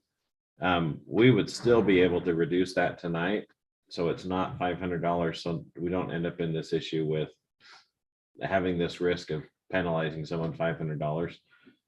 If you wanted to, we could still change that tonight as part of this other discussion. But the other 2 items that are on the consolidated fee schedule, one is related to police officers' time. So when we have large events that are private events, a good example is when people will rent the amphitheater, but they're going to have too many people there. Then we typically require them to have an officer present. And we are currently charging just $55 an hour And as the chief has looked at that, his recommendation is that we increase that to $55 an hour, or sorry, 75. That's all the way down here, which is more in line with what other jurisdictions are charging, as well as the actual cost incurred by the city per those hours, with all the benefits, equipment, and all that kind of stuff. Because usually these are overtime shifts, they're not regular shifts, because the officers are doing their regular things on their regular shifts. So that's one recommendation, or one thing we're talking about. The other one relates to the use of the amphitheater. So the AV equipment is being installed in the next couple of months. And we've had an uptick in interest in renting that facility.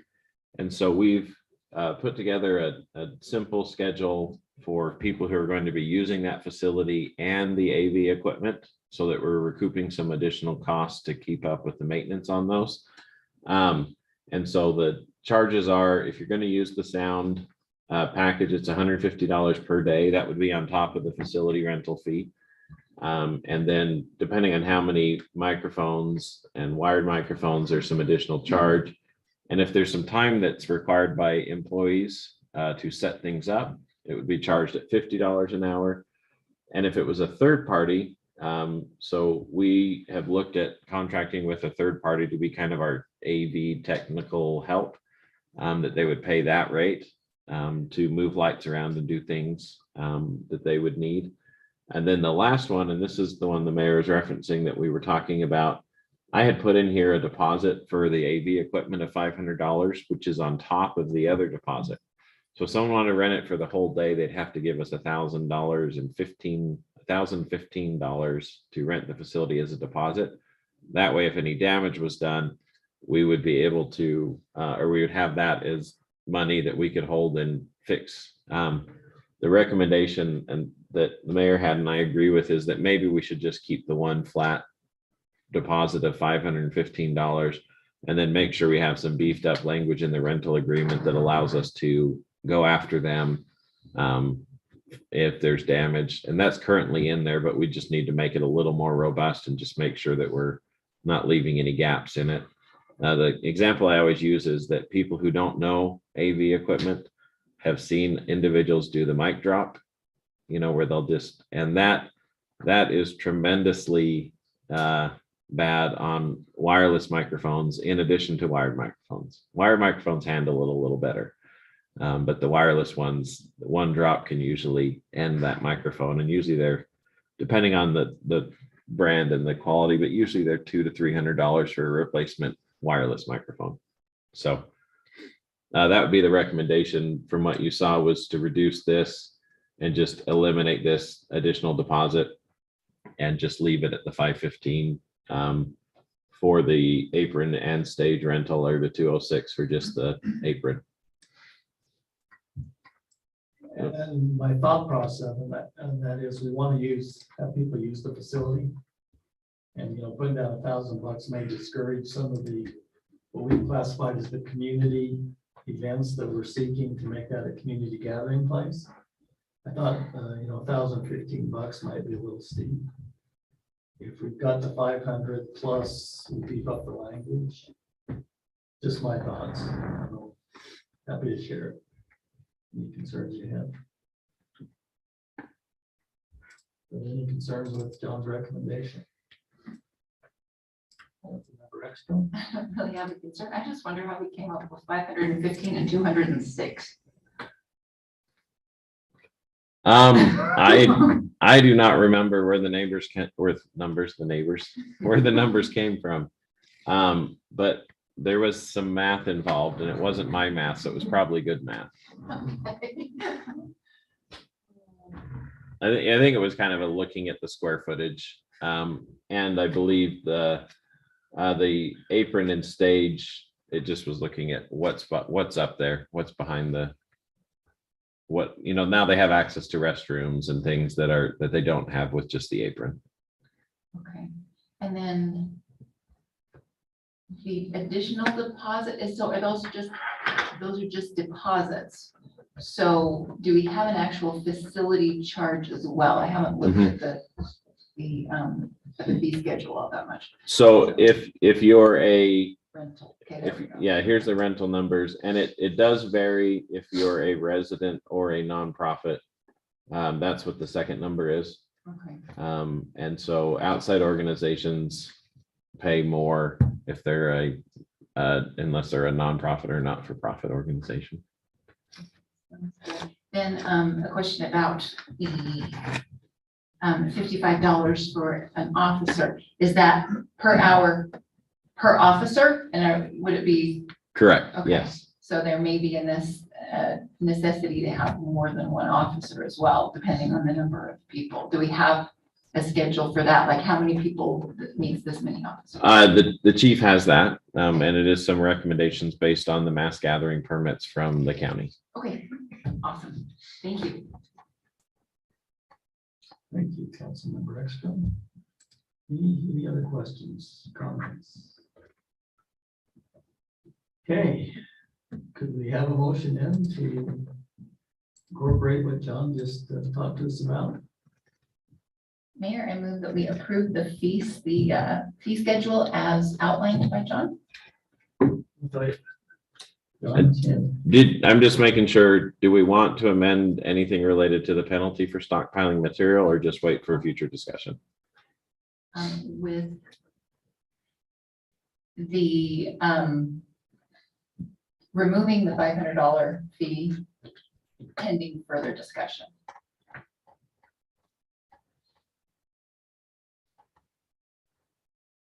So just in eliminating it to zero. Remaining to zero currently. And then when we decide what the permit actually looks like, then there can be another fine determined if we, if they're out of compliance with whatever we decide the ordinance is. Okay. Have a second to that motion? Feel free to amend it either or a different one. I'm not seeing a second to the motion at this point in time. Looks like motion dies for lack of a second. Do we have another motion? I was okay with the motion. I'm just not okay with this zero penalty for I'd stockpiling. like to make I'll make a motion that mirrors what Councilmember Ekstrom said, with the only change being that the fine would be $100. A minimal fine for stockpiling until we decide otherwise. Since we're talking about safety, could I just maybe make a suggestion before your motion is completed? So you certainly can. You're the mayor. Back to the safety issue, I would say maybe $100 if there's what do they call them? If they're not barricaded or coned, But if they're not, then I think the fine ought to be it's more. 500. I'm amenable to that, so. We have to rewrite our. Yeah, that's a good question, Councilman. Would we have to rewrite the ordinance, John? Because the ordinance doesn't say that there's.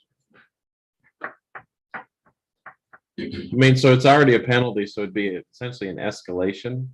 Well, right now it's illegal to put it in at all. Yeah. So So you'd almost be giving someone a discount if they're being safe when they do their illegal thing.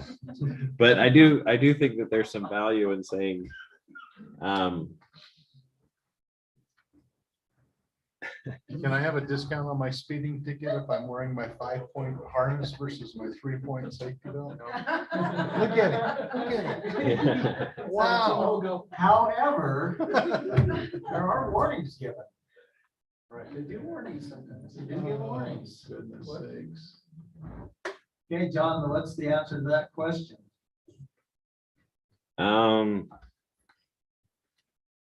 I don't know that you have to change the ordinance since you're technically, what you could do is you'd just treat it as a, wait, it's gonna sound funny. So you'd leave it at $500. Let's see. Oh, helps if I do it right. And then you do something that says discount for doing it safely. I don't know, like. I mean, that you could do it that way without modifying the ordinance. You put inspector's discretion. Oh, I'd say we keep it at the 500. How about this, John? Number down. How about this? We leave it at 500. But I think we could do this. We give a warning to them initially and tell them they've got 7 days to get it off the street. Would that be fine without having to amend the ordinance? Because, look, Dave, how many $500 things have we issued, really? I have a meeting with Sean next week. I could find out for If, sure. if somebody's trying to comply until we get this thing under control, I would say that basically the $500 fee comes after a warning, giving them whatever days the council decides to get that off the road. Yeah. So that's what written in is 7 And days the warning- after. The warning would be based upon the fact that it's got cones around it. I like the cones, okay? Cones are important. Mayor, I was just wanting clarity. Are we, which Councilwoman Ekstrom, which one were you moving that we approved with the presentation from John about the? Well, that's what we're gonna decide later. We're just deciding what to do with the fee schedule Right, right but now. I just wanted to clarify what we were, because there was like 1,015. Oh, And for then there was a 500, and we were all thinking that the 500 seemed a lot more agreeable to. yes. So that's what I was trying to clarify for me. We're just keeping the Okay, deposit 500. at 500 Oh, or 515. 515, yeah. 515, yes, because I remember it was like the odd number, but we weren't gonna add another 500 on top of it for the AV equipment. It's just, you know. But So with is- strong language written into the rental agreement But saying, is- robust language, I like it. Is there a problem to giving, not having to change this tonight?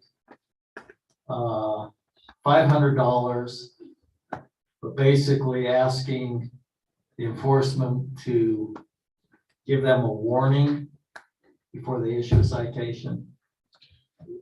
Can we make it up to 500 and let just like we do with traffic citations, there is discretion that can be exercised Fine. on the part of the individual who sees and is addressing the violation. Yeah, that becomes pretty subjective, particularly if our goal is to be enforcers. It does, but it's no different than a speeding ticket. Right? One person's gonna get a ticket, another person might get a warning. I think there's an internal policy on that, though, on when speeding tickets are actually issued. Well, I know that every council member has to get one.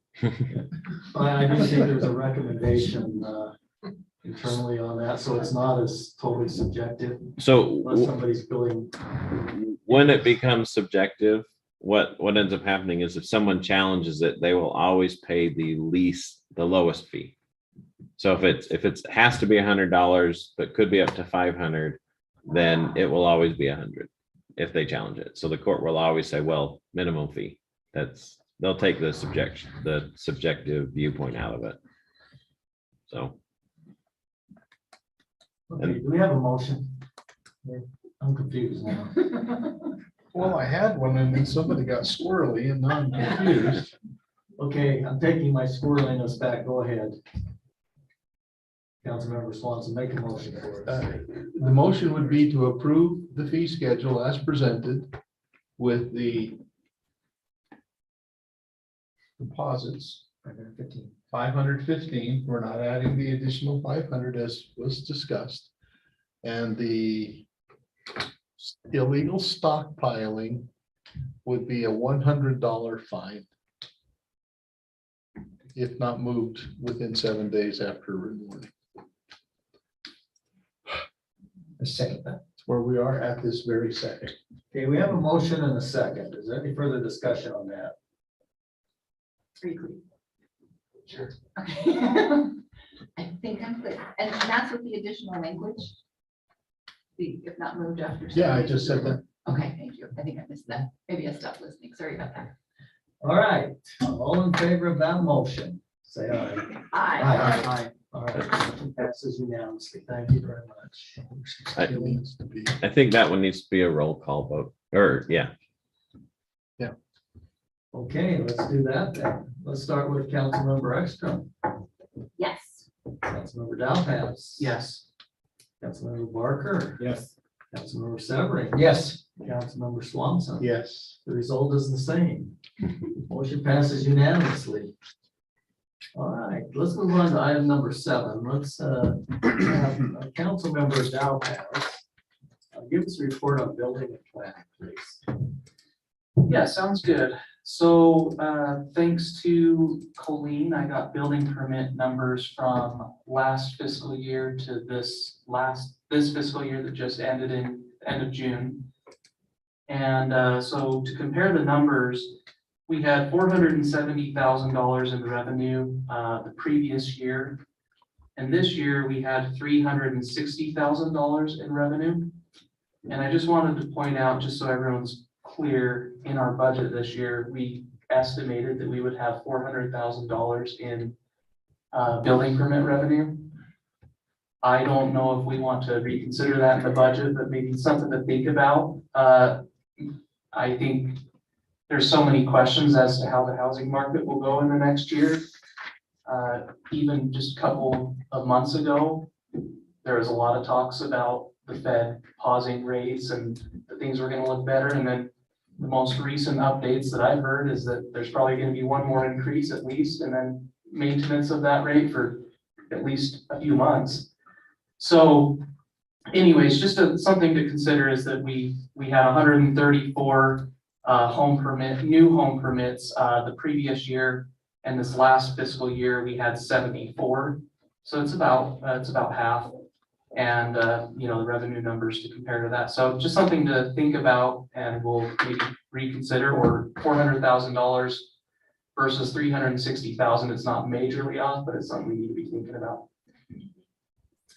This was a fiscal year comparison. So this was all about the 2 years ago versus this last year. Okay, thank you. Anything else you'd like to add, Councilmember Dalpas? That's it. Thank you for that report.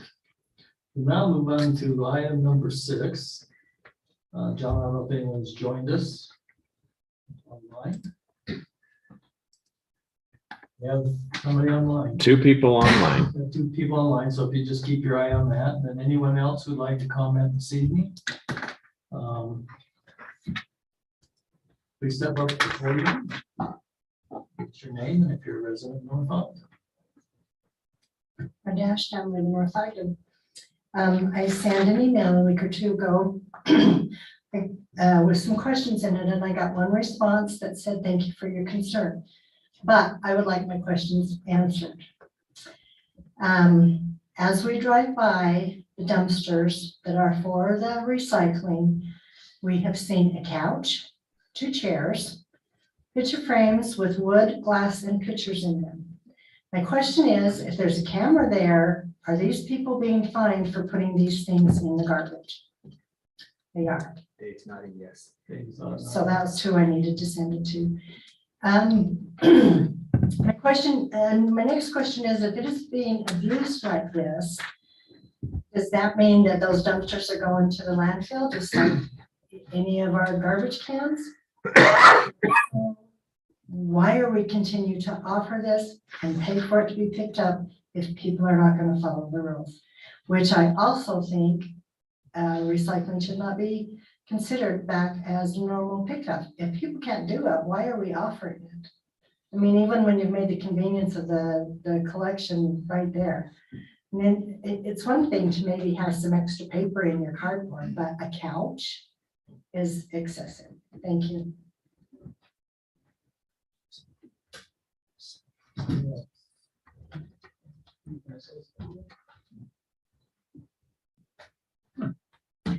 Randy Lynn, North Ogden. I just had a couple of comments on the items on the agenda today. The first was the discussion of Barker Park. As the committees meet, I think we should remember that The idea behind the park was to be more of a natural park. And I know when you have a committee, and it was mentioned earlier, that you can end up keep adding things. And instead of eliminating ideas, you just keep adding them to the park. My fear is that we would end up with a very cluttered park where it's supposed to be more of a natural park. With grass and trees more rather than too many items. Anyway, that's the comment on that. The other one, Spencer's still here. Just my personal experience, we had a family reunion. We always have some family that come down for the fireworks on 4th of July. But we ended up with our whole crew here this summer, and boy, there was a lot of disappointment over the fireworks situation, and we ended up spending time over in Liberty at their giving. But anyway, so I would affirm the mayor's comment that the fireworks on 4th of July, I think is very important. Thank you.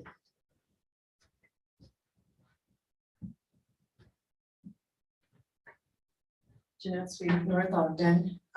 As far as the flash vote goes for the Cherry Days Festival, I think that there are delivery options with that in going through social media and whatnot. There's a whole grouping of people, large massive amounts of people who do not go onto social media or receive things like that. So the feedback is going to be limited. I don't know the solution to that, but that is the factor. If you're going to do a survey, eliminator questions, I think you actually need to do the reverse. Yes, as you go through the people who attended the event, do screen what the things were that they liked, but those that did not attend or attended only a few, go after them to find out what it would have enticed them to come or what things they wanted to see, and then start additional chains or lines of thought that they can respond to. Then the comment around about the related vendors and people wanting to have those not conflict with 4th of July.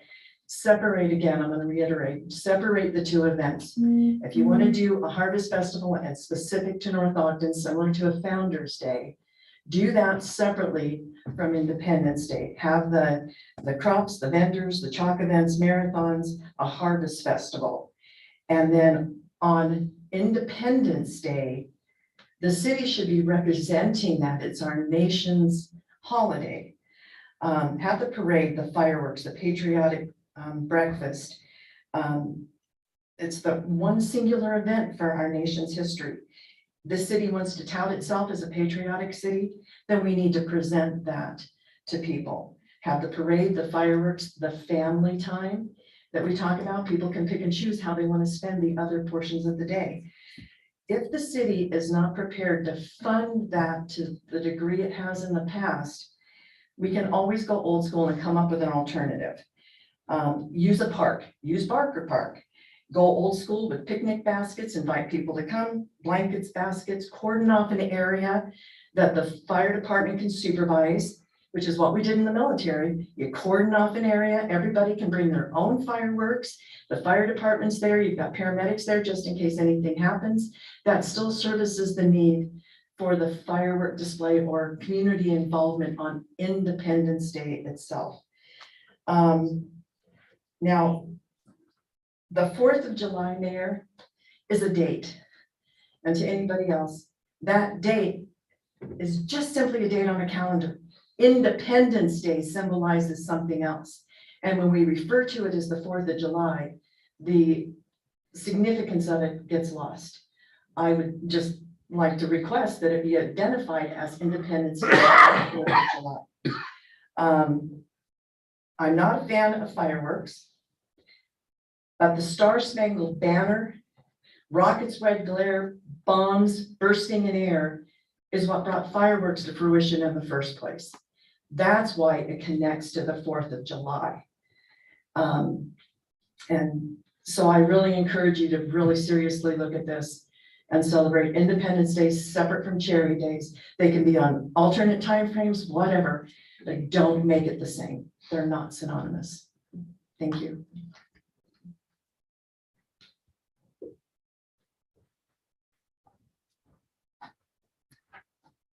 Chris Pulver, North Ogden. It was some of the stuff that people have been when I'm talking to people out and about, is green waste going digital? And I'm pretty sure that it's not so far, but it's people's issue that they need one of the green things, and you can only get it here and it's closed. So I guess the issue is not, isn't so much that, is that something in the works? Maybe that can be something in the works, but something to think about.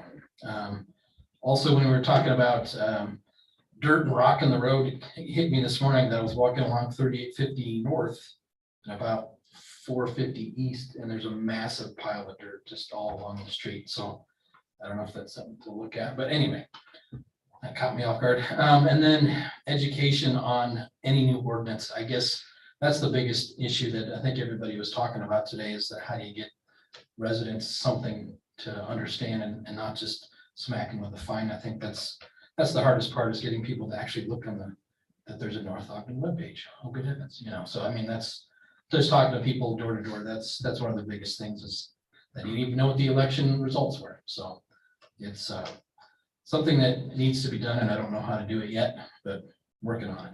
Thanks.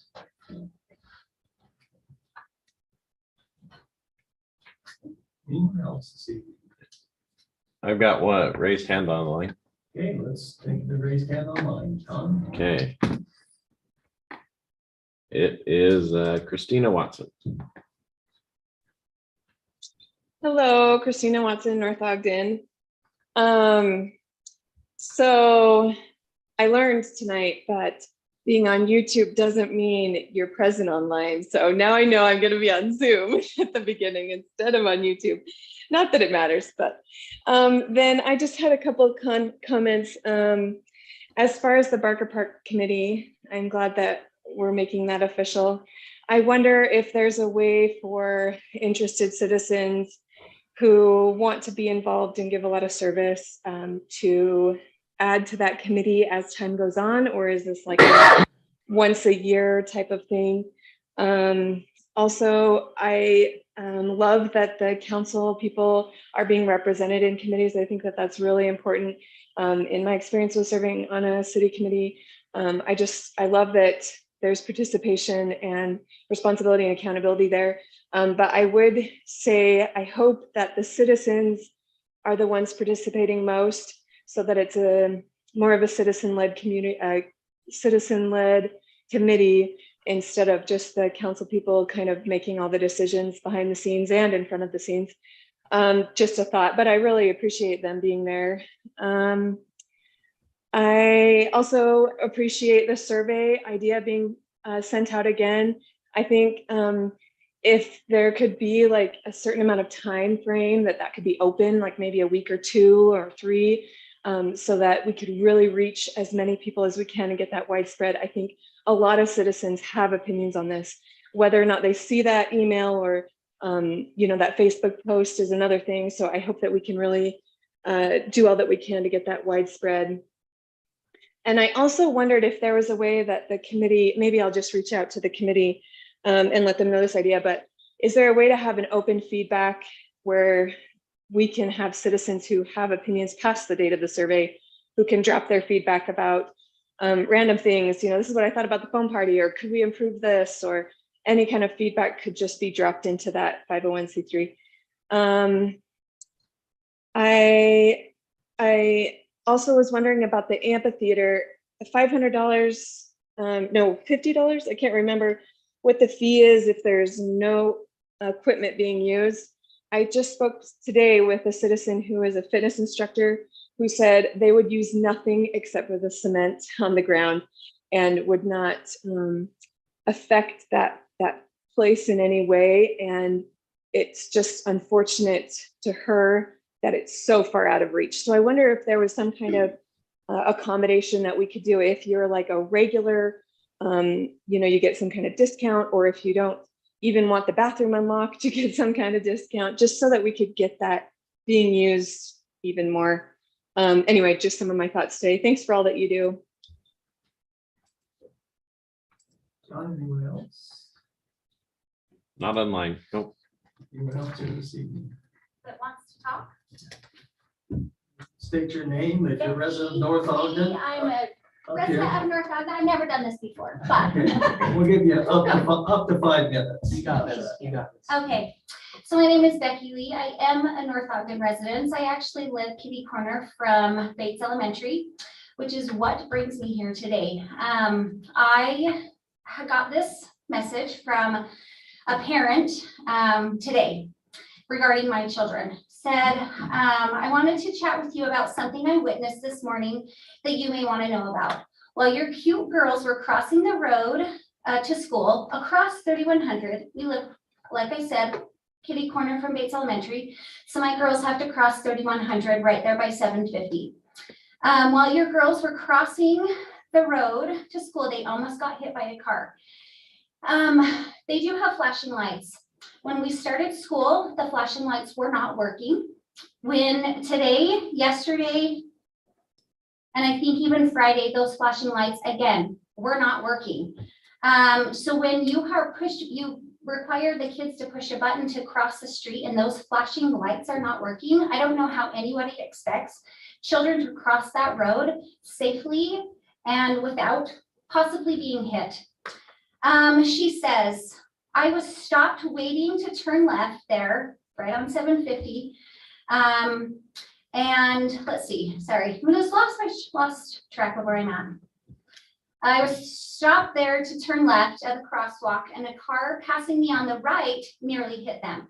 So if you are going west on 3100 and there's a car parked in the left lane, turning left, and there are cars on the right, you cannot see kids, people, dogs, anything crossing across 3100, especially when the flashing lights are not working.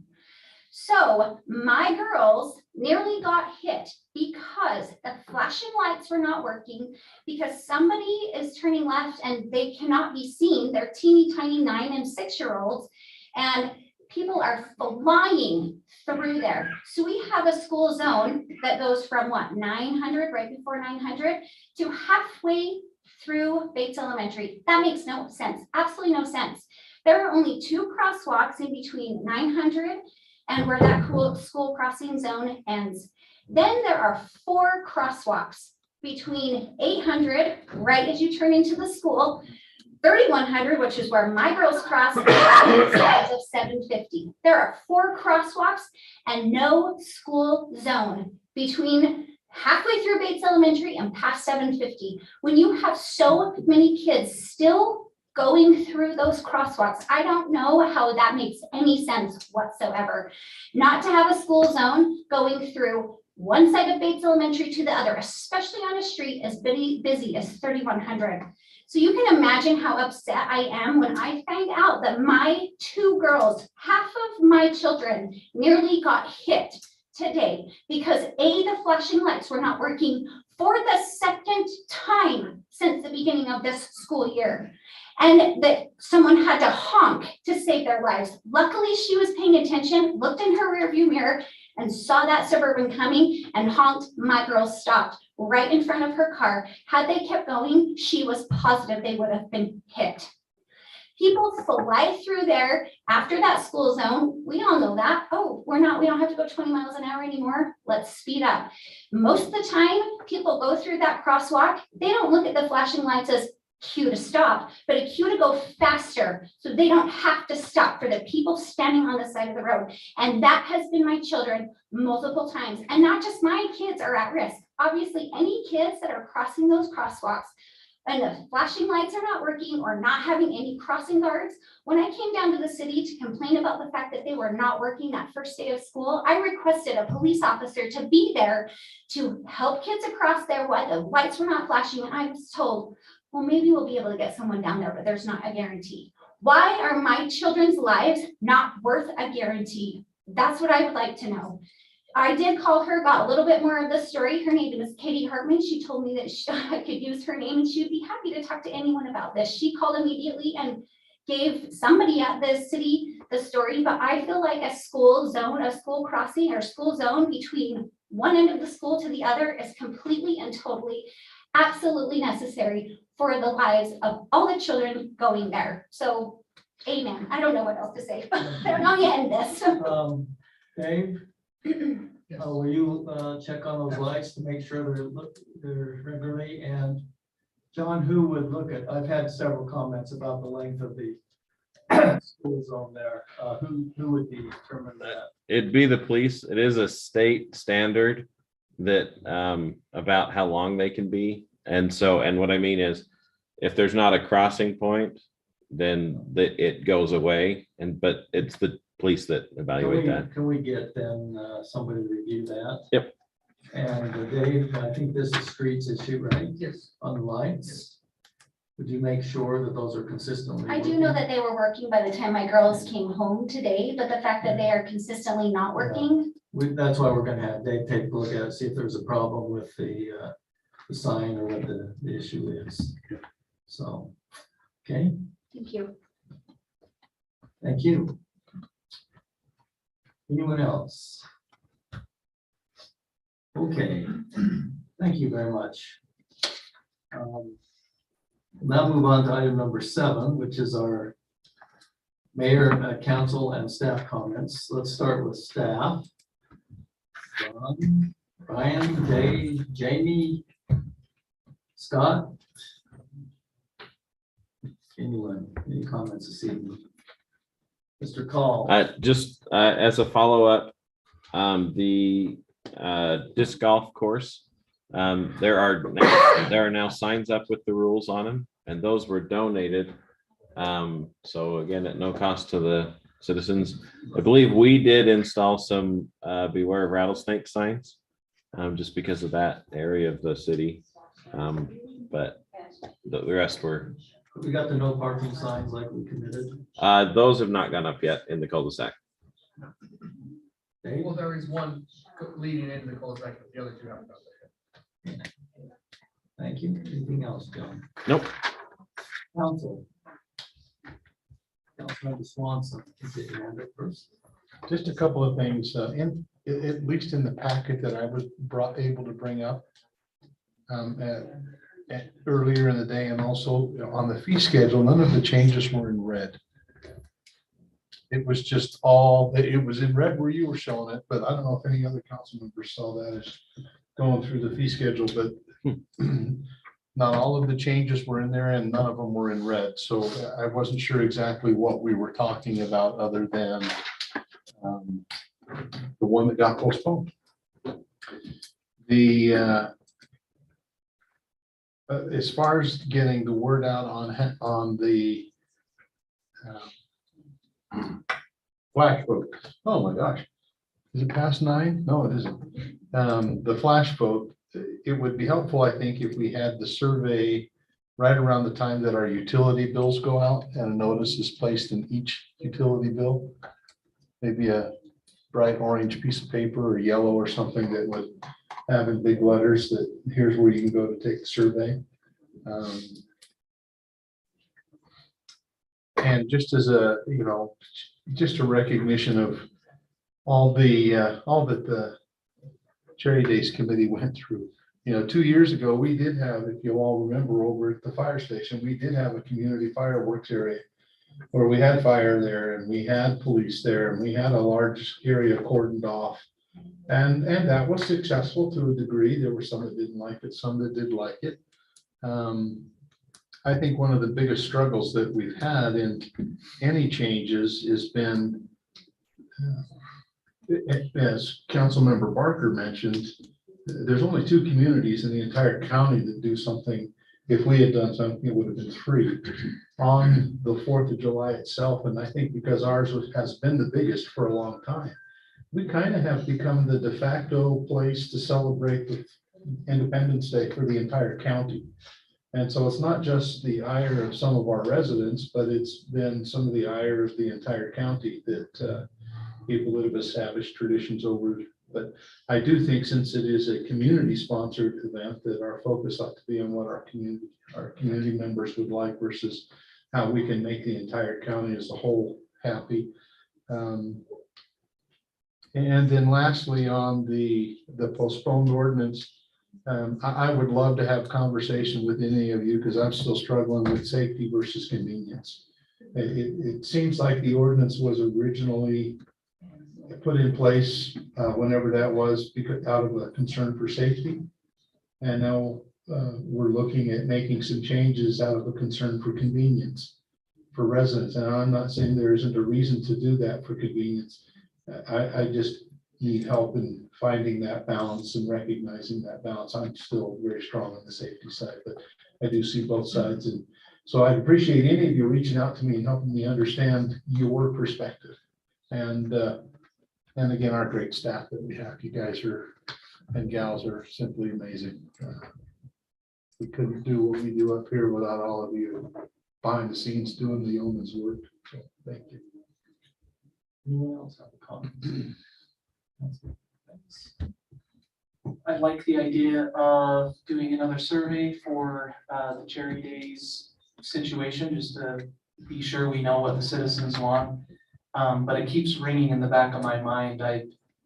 I received phone calls, text messages, emails, very strong opinions about having the Cherry Days parade on the Independence Day on Washington Boulevard. So, I mean, that keeps ringing very loudly. So I know it's not a cut and dry issue, and there's a lot to it, but I just can't help but think that that's what a lot of people do want. So anyways, I know it's not easy, but we'll keep working through it. But I do like the idea of doing another survey so we can be clear. Councilmember Barker. Just since it's been brought up multiple times tonight, I've got some information on fireworks if you guys want to hear it. In 2022, cities spent $400 million on firework displays throughout the US. 2.3 billion were spent by individual citizens. So 400 million to 2.3 billion. And then total consumption, cities spent or shot 25.3 million and individual citizens 436 million. So last year we spent roughly $10,000 on our firework display. Each one of these stands that you see, the owners make over $10,000 selling as a profit. That's what each stand operator gets, is about $10,000. And so when we say we got to have city fireworks for the 4th of July, our cities are spending well over what we're spending on our fireworks show all throughout our cities. So the fireworks and the 4th of July still go together, even if North Ogden's not shooting them as a city. They're still being shot. And also just one last thing, this last year, there were no firework incidents in all of Weber County on the 4th or the 24th of July. Awesome. Wow. It was the first year where nothing ever happened. So, because it was so wet and great. Don't count on it going forward, but. Well, way started. Yeah. Any other comments? No. I do have a couple comments, if I may, council. Are they squirrely? All mine are, thank you very much. I had a in-depth conversation with a citizen who was really interested in, well, several conversations, one on the intersection of 2600 and Barker Parkway, 1050, that intersection there. Would like us to take another look at, perhaps with the increased traffic, additional safety issues there, maybe. Also, had a resident that talked to me about stop signs on 800 East and a concern about the stop sign being taken down from 3400 put on off of 800, put on 3400. And I talked to John about this, and he said the reason that was changed is because we didn't want people sliding through stop signs coming down 800, which was my response to the citizen. To which the citizen responded, then why do we have any stop signs heading west on 800? Which I thought, that's a good point. So, yes, thanks. Told you to be squirrely. There, and just concerned, I guess there's been an accident or two there, and he was requesting grandma, but you know, as you think about it, it would make more sense if you're coming down that hill or you're trying to go up that hill. I know that's one of the first streets we cleared, but probably does make sense, but the fact that it's easier to stop going the other way, east and west, instead of north and south. I don't know if we can take another look at that, John. What I would like some discussion on tonight is I've been contacted by Mayor of South Ogden, who's the chair of WACOG. I'm the only mayor at this point in time signed on to support of the expansion of the Justice Center for the sheriff on 1200 12th Street. And I've talked to some people internally about that. The resounding thing is something needs to be done. What needs to be done, I guess, is the question, and how do we do that? My explanation to the sheriff, and I told him, I would bring this up tonight, have a discussion with the council. When I sign something as the mayor, I'm not just representing myself. I'm pretty much representing this council and many of the citizens.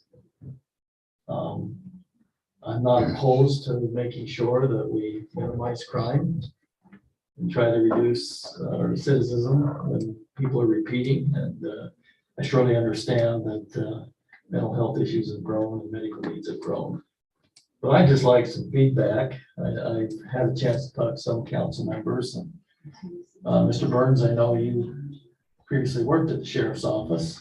You're probably most familiar with it. I think some of the council members have spent some time down there. I just like a little bit of feedback. My understanding is on a average $468,000 home, that's about $50 a year. North Ogden, based upon our average value, is probably 75, and in some cases up to $200 increase in the tax base. But I like to look long term and make sure we're doing the right thing. So just to appreciate any feedback. Once again, I'm gonna get squirrely. I might ask Mr. Burns, who's probably familiar with the facility, what goes on there, maybe if he'd step up, maybe give us a little feedback, if you wouldn't mind. Yeah, I appreciate some council. Shine a spotlight on. That's tricky. Yeah, that's tricky. Not only do I have some experience with the facility, but I now have some more experience with the mental health issues that occur in our community with my new job. So and I'm of the camp that believes something has to be done. I'm not exactly sure what that is. I don't know that a $98 million project that feels like it's being kind of shoved on us, it almost feels like last minute. Because we're just close to the election. I don't know if that's the answer. But I think the important part is the tax increase that we all feel associated with all the other taxes that have gone up on us regularly. But I listened to a little bit of what the sheriff had to say tonight. I didn't completely pay attention to everything he said because I did have YouTube going with my AirPod in, listening to a little bit of what he said. And there's a lot there to study still.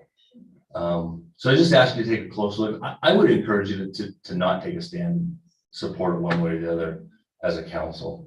Vote however you want when it's time to vote, but as a council, just leave it alone and let the county sell their project if that's what it comes to. And maybe after a couple of weeks of some real open houses, we can have a real discussion about what's taking place there instead of just, well, we kind of think what's happening. Is there anything I can answer for you, Mayor? I just wanted to get your perspective. It's kind of the common thing. I get something needs to be done. It's just what needs to be done and can it be staffed? And the results as projected happen with proper staffing. Staffing issues are a problem, in any industry at this point, right? We're in 2023 and we can't properly staff anything. No one's fully staffed, and from law enforcement to the 7-Eleven, right? No one can be fully staffed, and so it's a big issue to kind of figure out on what the plan is to fully staff that. I had a chance to visit with Ryan Wilcox about a month ago, dealing with some mental health issues and the shortage of mental health workers. And so, and just working in a hospital, I know there's a shortage of mental health workers and facilities and trying to accommodate those patients and just the large number of workers that were short across the board for mental health. It would be nice to see a real plan on what that is to staff that and deal with those, but it's certainly a growing problem, and you couple the mental health issues with the drug addiction issues that we have in our community, and it's a mess, but it's nationwide. I teach a class for Intermountain Health, a workplace violence prevention class, and one of the big points we have is mental health issues, and it is the problem that it is with, and it almost feels hopeless trying to solve that issue. But that's where we're at. That's the folks we're dealing with when we talk about a $98 million facility. But also a $98 million facility is a little scary because we saw what happened. We know there's some expenses that run over. So if we're talking 98 million, are we really spending 98 million? But it seems like 50 or 60 bucks a year might be worth the effort. It's really worth, tough one to say, but. I'm talking with Chief Quinney, he also says something needs to be done so that people who need to be incarcerated can, and anything we can use to them recommit. I'm open for any other comments from citizens. I want to give the sheriff some feedback. Chris. My son actually works there now, so he's given me some perspective on what's going on, and just talking with Ryan on it multiple times. What it seems like to me, it's the fact that and we got a tour, and some folks were there, that your mental health is crazy nuts small, and they don't get much of anything, and they have, what was it, 2 beds, I think, that they can use. So really, it comes down to them being able to expand that into something. And right now, like you said, there is a lot of trade-offs when it comes to staffing. And I think the biggest thing with what Ryan's trying to do is pull stuff out of that current facility, make that, a jail, and then the other stuff, the cross utilization between all the other volunteer people that want to help, not have recurring, these people going back into jail every time they get off something. So the biggest thing that I saw was the fact that when it comes to that, they're closing a lot of Kiesel. My son, he's like, it's crazy bad. The facility itself, and closing that down, I think, was one of the key features of that, so they can actually move all that stuff to that, the current expansion that they're talking about. And then also making sure that they have added room in that building they're putting out by 12th Street for future expansion, which I thought was good. And then the other thing about construction, I swear they had said something that there's a cap, and then they're actually, current fee is not close to the cap, so they had asked for more. There was a percentage, I think it was 10% or something above what their actual construction fees were about. So anyway. Everyone's have feelings they'd like to express. Okay, thanks for the feedback, council. I mean, I haven't studied it in depth, but, I read over the county newsletter and I've toured the facility and seen the intent of what Sheriff Arvin is trying to do to help people who are at their worst. And if it can, help somebody bridge the gap between, being an inmate and then returning to society, and if what they need is mental health, which I think there's so much that needs to be done. I think it's money well invested. Again, construction costs right now are ridiculous. That we kind of have to deal with what we have right now. And so for me personally, I'm going to vote for it. And that's, kind of my 2 cents. Councilmember Swanson. Mayor, I think to get at the question that you asked at the beginning, and that is, should the mayor represent the city in supporting or not supporting? I think the answer is no. That we haven't gone through the steps to know what the residents think en masse. And I think there is an implied communal support when the mayor steps forward and says North Ogden community, I as the mayor of North Ogden community support this. I'd encourage you not to take that stand, regardless of how you feel personally and how you vote personally. I think it would be, I wouldn't do it if I were sitting in your seat. Appreciate the feedback. I was able to take a tour of the jail and saw a great need. I think it was the kind of the suicide watch area was full of capacity as far as I could see when we were there. And so there is a need. I don't know how much the need is to expand, but it's kind of agreeing with Councilman Swanson. It's something where I would personally say, I will vote for this because I've seen the need and I think it's important. And I want to make sure that we reduce recidivism and help people in the future. But I agree with Councilman Swanson that it's rough to make the mayor make a stance on that officially. And that's kind of been my take on this in discussions. Like I say, at this point in time, I'm the only mayor that hasn't signed the letter. But I take the title of mayor seriously, and particularly when it comes to the tax issues. In that regard, I do think it's a city issue. As you know, at some point in time when the jail was full, they wouldn't take prisoners. And the chief told me, he said, sometimes the prisoner's released before the police officer gets his paperwork done and leaves the parking lot. So it does become, that's where I get torn. It does become a city issue in that regard. If we can't keep criminals off the street, then it becomes an issue. But I appreciate the feedback on that. So Here. Can I still make it? I'm being squirrely right now. Yeah, I appreciate that. A friend of mine is building a home that's right over the edge of town here. And he told me yesterday or the day before that he says costs are down. He says I was able to have concrete people out the next day. He says the price of lumber is down about 65% from a year ago. So things have changed. Spencer might confirm that. And I do think the feeling, the recommendation that our city not take a stand on it is good, so that the citizens.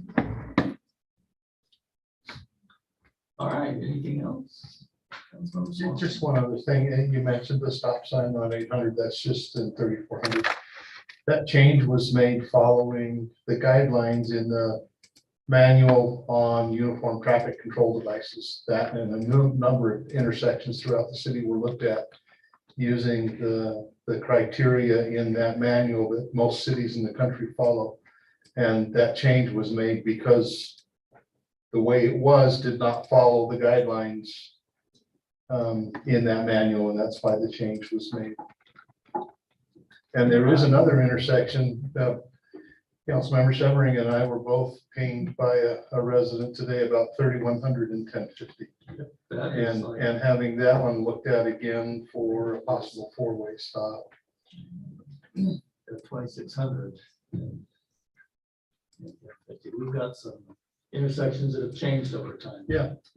So I'm just saying, we ought to just be aware and take a look. Safety being our number one priority, right? Yeah. Just continue to take a look at those. Thank you. Also, I've been contacted by Emergency Preparedness. My take on this is it's pretty well already organized in the community. Why reinvent the wheel? Maybe we ought to be a resource instead of trying to do it ourselves and let certain organizations in the community take the lead. But John, if we could maybe have a discussion about that, emergency preparedness and. Okay. That nature, so. I would just add to Councilmember your, Sefton? I would just add to your comment that I'm meeting tomorrow with Casey and a citizen about emergency preparedness. And my response will be simply what we discussed, unless you have changed it. And that is that if we had a major issue, we receive directions from the state, and then we then dispense it to those in the city who are appointed to help. I think if it's a state emergency, otherwise if it's a city emergency, we may never hear from the state until the emergency is over. Yeah. So if it's a state emergency, yeah, we probably have an obligation to coordinate there, but I think there's different types of emergencies. So I would say if it's an emergency in our city, then we're probably not gonna rely on the state to tell us what to do there. Thank you. Thank you. All right, anything else? If not, I'd be looking for a motion to adjourn the meeting. Motion to adjourn.